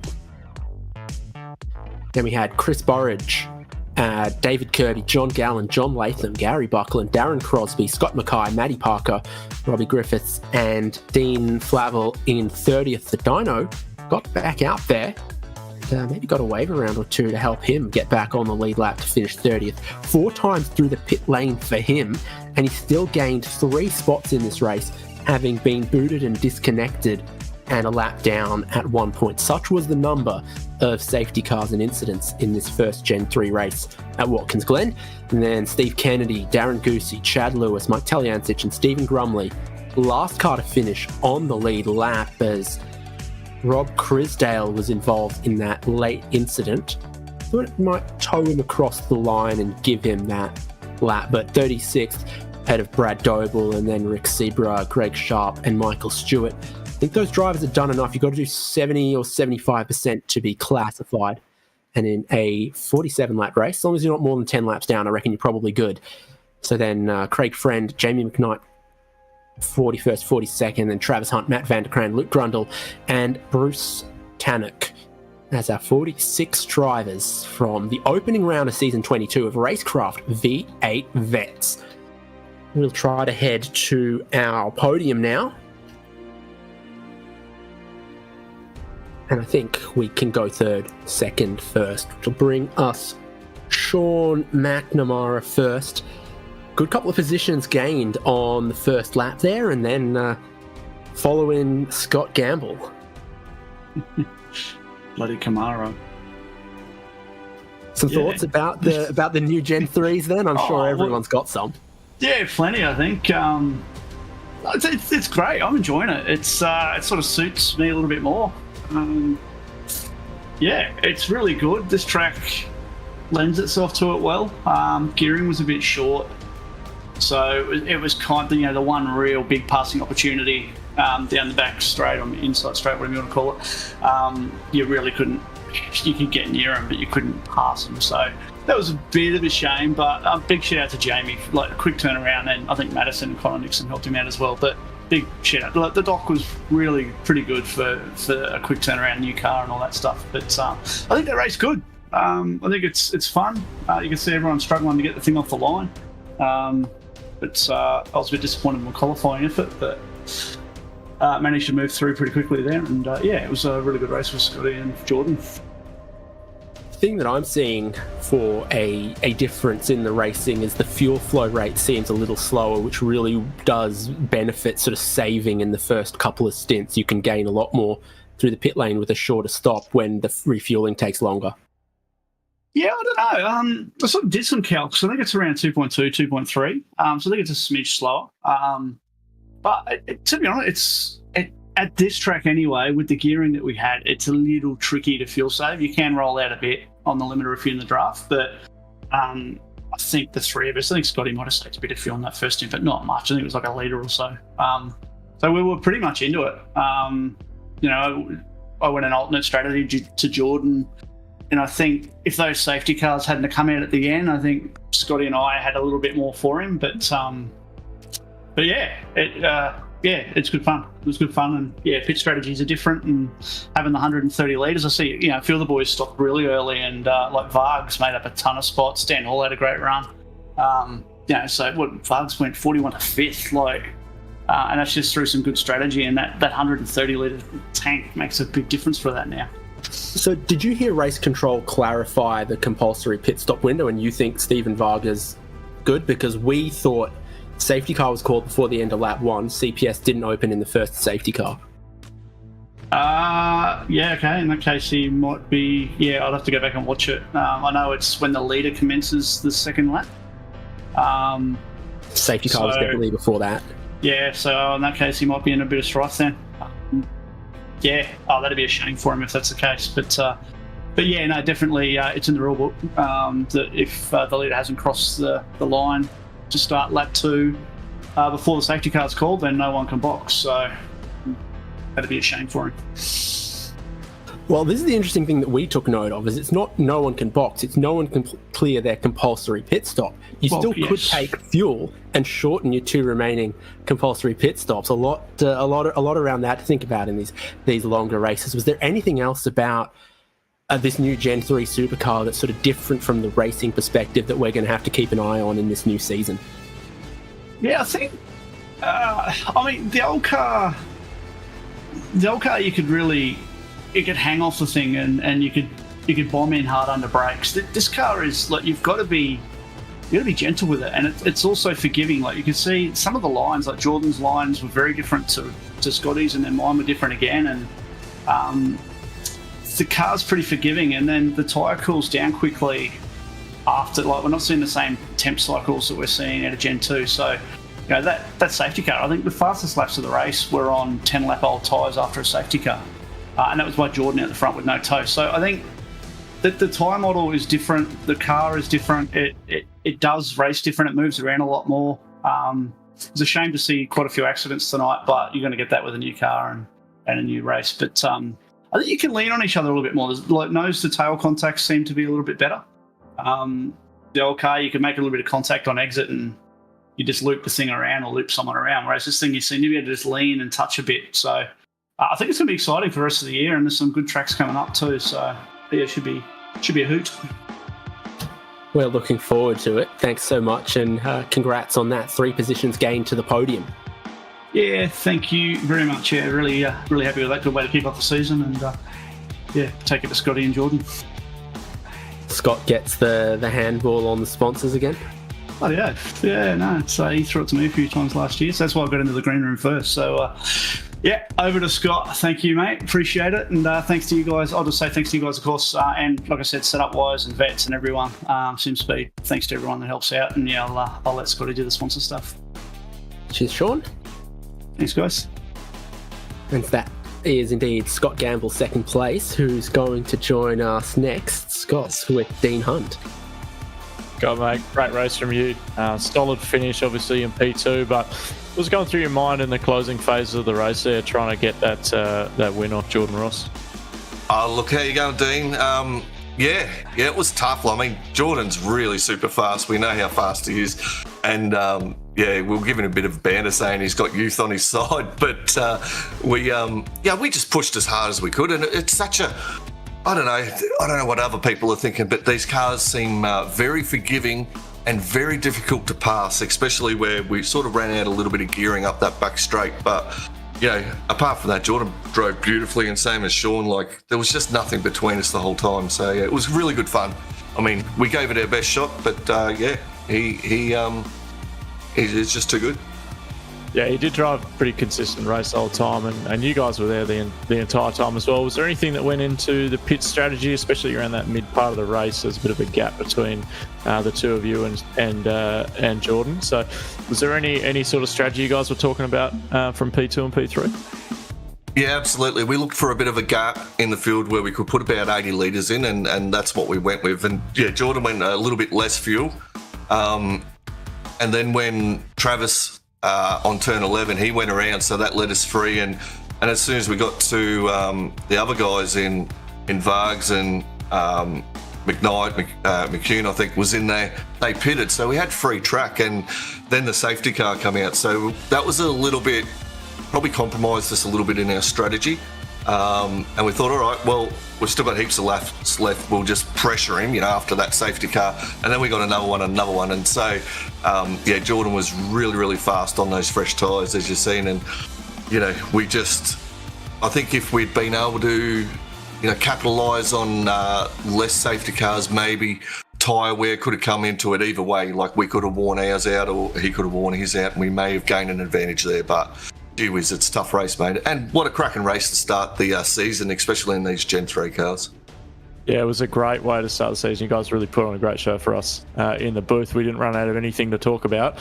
Before we let you go, Matt, Sean's stitched you up and said you've got to do all the sponsor thanking, so I'll let you have the floor for that one. Of course he has. There's a little bit of an ongoing battle there, but yeah, you look, 9-5 have been absolutely fantastic. They've been up and about, guys. They're really pumped. Most of the teams, really excited about Gen 3. Even the GT3 guys over there are absolutely loving it. So it's really good to have them up and about. But to our sponsors, RSW Graphics, he's done an amazing job. He got our libraries out first, pretty much. And, they're looking great. So big thanks to Ross over there. So hit him up for your iRacing libraries. And RaceKraft, thank you. Turn In Apparel, Racing Ears and Prestige Cinematography. They all do a great job over at 9-5. To you guys in the broadcast, I know there's a little bit of a change in the booth, but it's great to see us back. I'm looking forward to watching it, and you do a stellar job every time. To Jordan, absolutely fantastic way to start his Vets race. He's absolutely dominated in it and took all the gold, so well done to him. And to Macca as well, the pressure was on a second between us pretty much the whole way, so that was absolutely awesome. And to the V8 drivers, admin, you guys are great. That's why we keep coming back here and turning up for V8 Vets, so thank you very much, guys. Well done, Scotty. Great to chat to you again, mate. Congratulations on P2, and hopefully you can take a win next week on Jordan if you guys are up there again. Let's hope so, mate. See you. See you later. And I think, David, we can get Jordan in here now, and you can take him away from there. Yeah, it's our first time race winner, Jordan Ross. Congratulations. A lot of pressure on you there from Scott Gamble, and the split strategy was kind of neutered by the safety car timing as well, of which you're probably sick of seeing the back of that McLaren. It was fun. I enjoyed it. I'm not used to the tyres being so good after a safety car, and every safety car you got a chance to cool the tyres off, and it was even better straight after. So it was cool. Yeah, big race. And then so wind us back, because before three strategies in the middle to three safety cars in the middle to closing part of the race, you had quite a split strategy compared to those teammates Gamble and McNamara, and it looked like it was going to give you clean air initially, but then threatened for you to maybe get a bit overcut by those guys. How did you see that playing out before the second safety car put a kibosh on it? Yeah, my sort of thoughts around that was I thought that they were just sort of using me to maybe save a bit of fuel and all that sort of stuff, so I wanted to just get away from them, and then Scott would have been out on his own, having to punch his own laps, and same with me. I made a mistake on one of the laps, almost put it in the wall down at, I don't know what corner it is, halfway in the middle of the track after the big bowl, and I probably lost maybe 2 seconds there, and then so I think the strategy probably would have worked, but there was a lot to play out, so when I would have come out, from my pit stop, I would have probably been buried in a bit of traffic. So it would have depended how I got that through that traffic. And but yeah, we'll never know. That's the way it played out, and it was lucky for me, I guess. And then you've had plenty of experience in prior supercars, but this Gen 3 Mustang Camaro deal, it's brand new to everyone. So what have you adjusted? What have you found is rewarding for qualifying pace, which obviously you were very strong at, but then also tyre management, fuel management, the race that you executed so well? Oh, I love the new car. I don't know where we'll all be in a year's time with setups and how we have to drive it and all that sort of stuff. But for now, you had to sort of nurse the old car around, and this thing you can just sort of drive flat out the whole time, from what I can gather. Obviously, you can't slide it and stuff like any car because you'll heat the tyres up, but you can more or less, get up on the wheel and drive this car, which is what I like. So, mate, I think it's there's varying opinions out there. Even my teammate Taliancic is still sort of hunting for the right driving style to suit him. But mate, for now, I love it. It's awesome. Got one more reason for you to love this car and love the RaceKraft V8 Vets, because for season 22, you are our first Chubby Buns Burgers driver of the day. Awesome. I can't wait. I'll be straight in there. Fantastic. Lots of locations across Sydney that are open late. I'm sure they're on the delivery apps. I don't know. Not local to me, but congratulations to you on that just great, really well-rounded performance around qualifying, around the race pace. And I think you came away with the fastest lap of the race as well. It really did seem like you were flying on those safety car restarts, which was obviously when Gamble had you under the most pressure. Yeah, I had a look at the SupRex prior to the race, and there's a pretty small restart zone. So there wasn't a lot I could sort of do. I sort of only had like a couple 100 metres to pick where I wanted to go. So I thought I nailed the restarts every time. But Gamble's mega quick, and I can't wait to Sean, and I can't wait to race those guys for the rest of the season. Is there realistically any difference between the Mustang and the Camaro right now? I haven't driven the Camaro, so I don't know, but I'm a Ford guy, so you won't catch me in the Camaro anyway. I don't really know, but for tonight we got the Ford number one, so that's good. Well, congratulations. You obviously lead the championship, and it's one that's going to have a couple of extra eyeballs on it with this new supercar that yourself and many other people are loving. Congratulations to you once again, and maybe you have some thanks.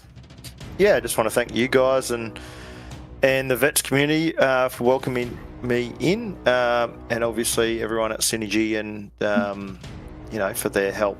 And the two guys I raced tonight, McNamara and Scott, that was an awesome race, and like I said, I look forward to many more to come. Beauty. We'll see you in the new year, Jordan. Thanks, guys. Have a good Christmas and New Year. And dear viewers, we'll see you in the new year as well. The next round of RaceKraft V8 Vets is from Brands Hatch Circuit in the 9th of January, so we all get a little bit of time off Christmas, New Year, and then second week, so second Thursday of the new year, we'll be racing again for round 2 at Brands Hatch Circuit. You'll see it here on all the SimSpeed TV's channels. Thank you so much to V8 Vets partners that make the racing, the race control, the broadcast, all of that amazing stuff possible. And thank you to iRacing, giving us these updates, this new car, plenty to talk about and digest across a full season of RaceKraft V8 Vets. It's Player One Sim Gear, SudSpeed, LGC Images, Logitech, Nova, Parramatta Isuzu Ute, and Chubby Buns Burgers that make the RaceKraft Simulations V8 Vets Championship possible. And we can't wait till round 2 in the new year. It's David Haynes, Dean Hunt, and Daniel Yeaman with you here on SimSpeed TV as Jordan Ross took the first win of a new era.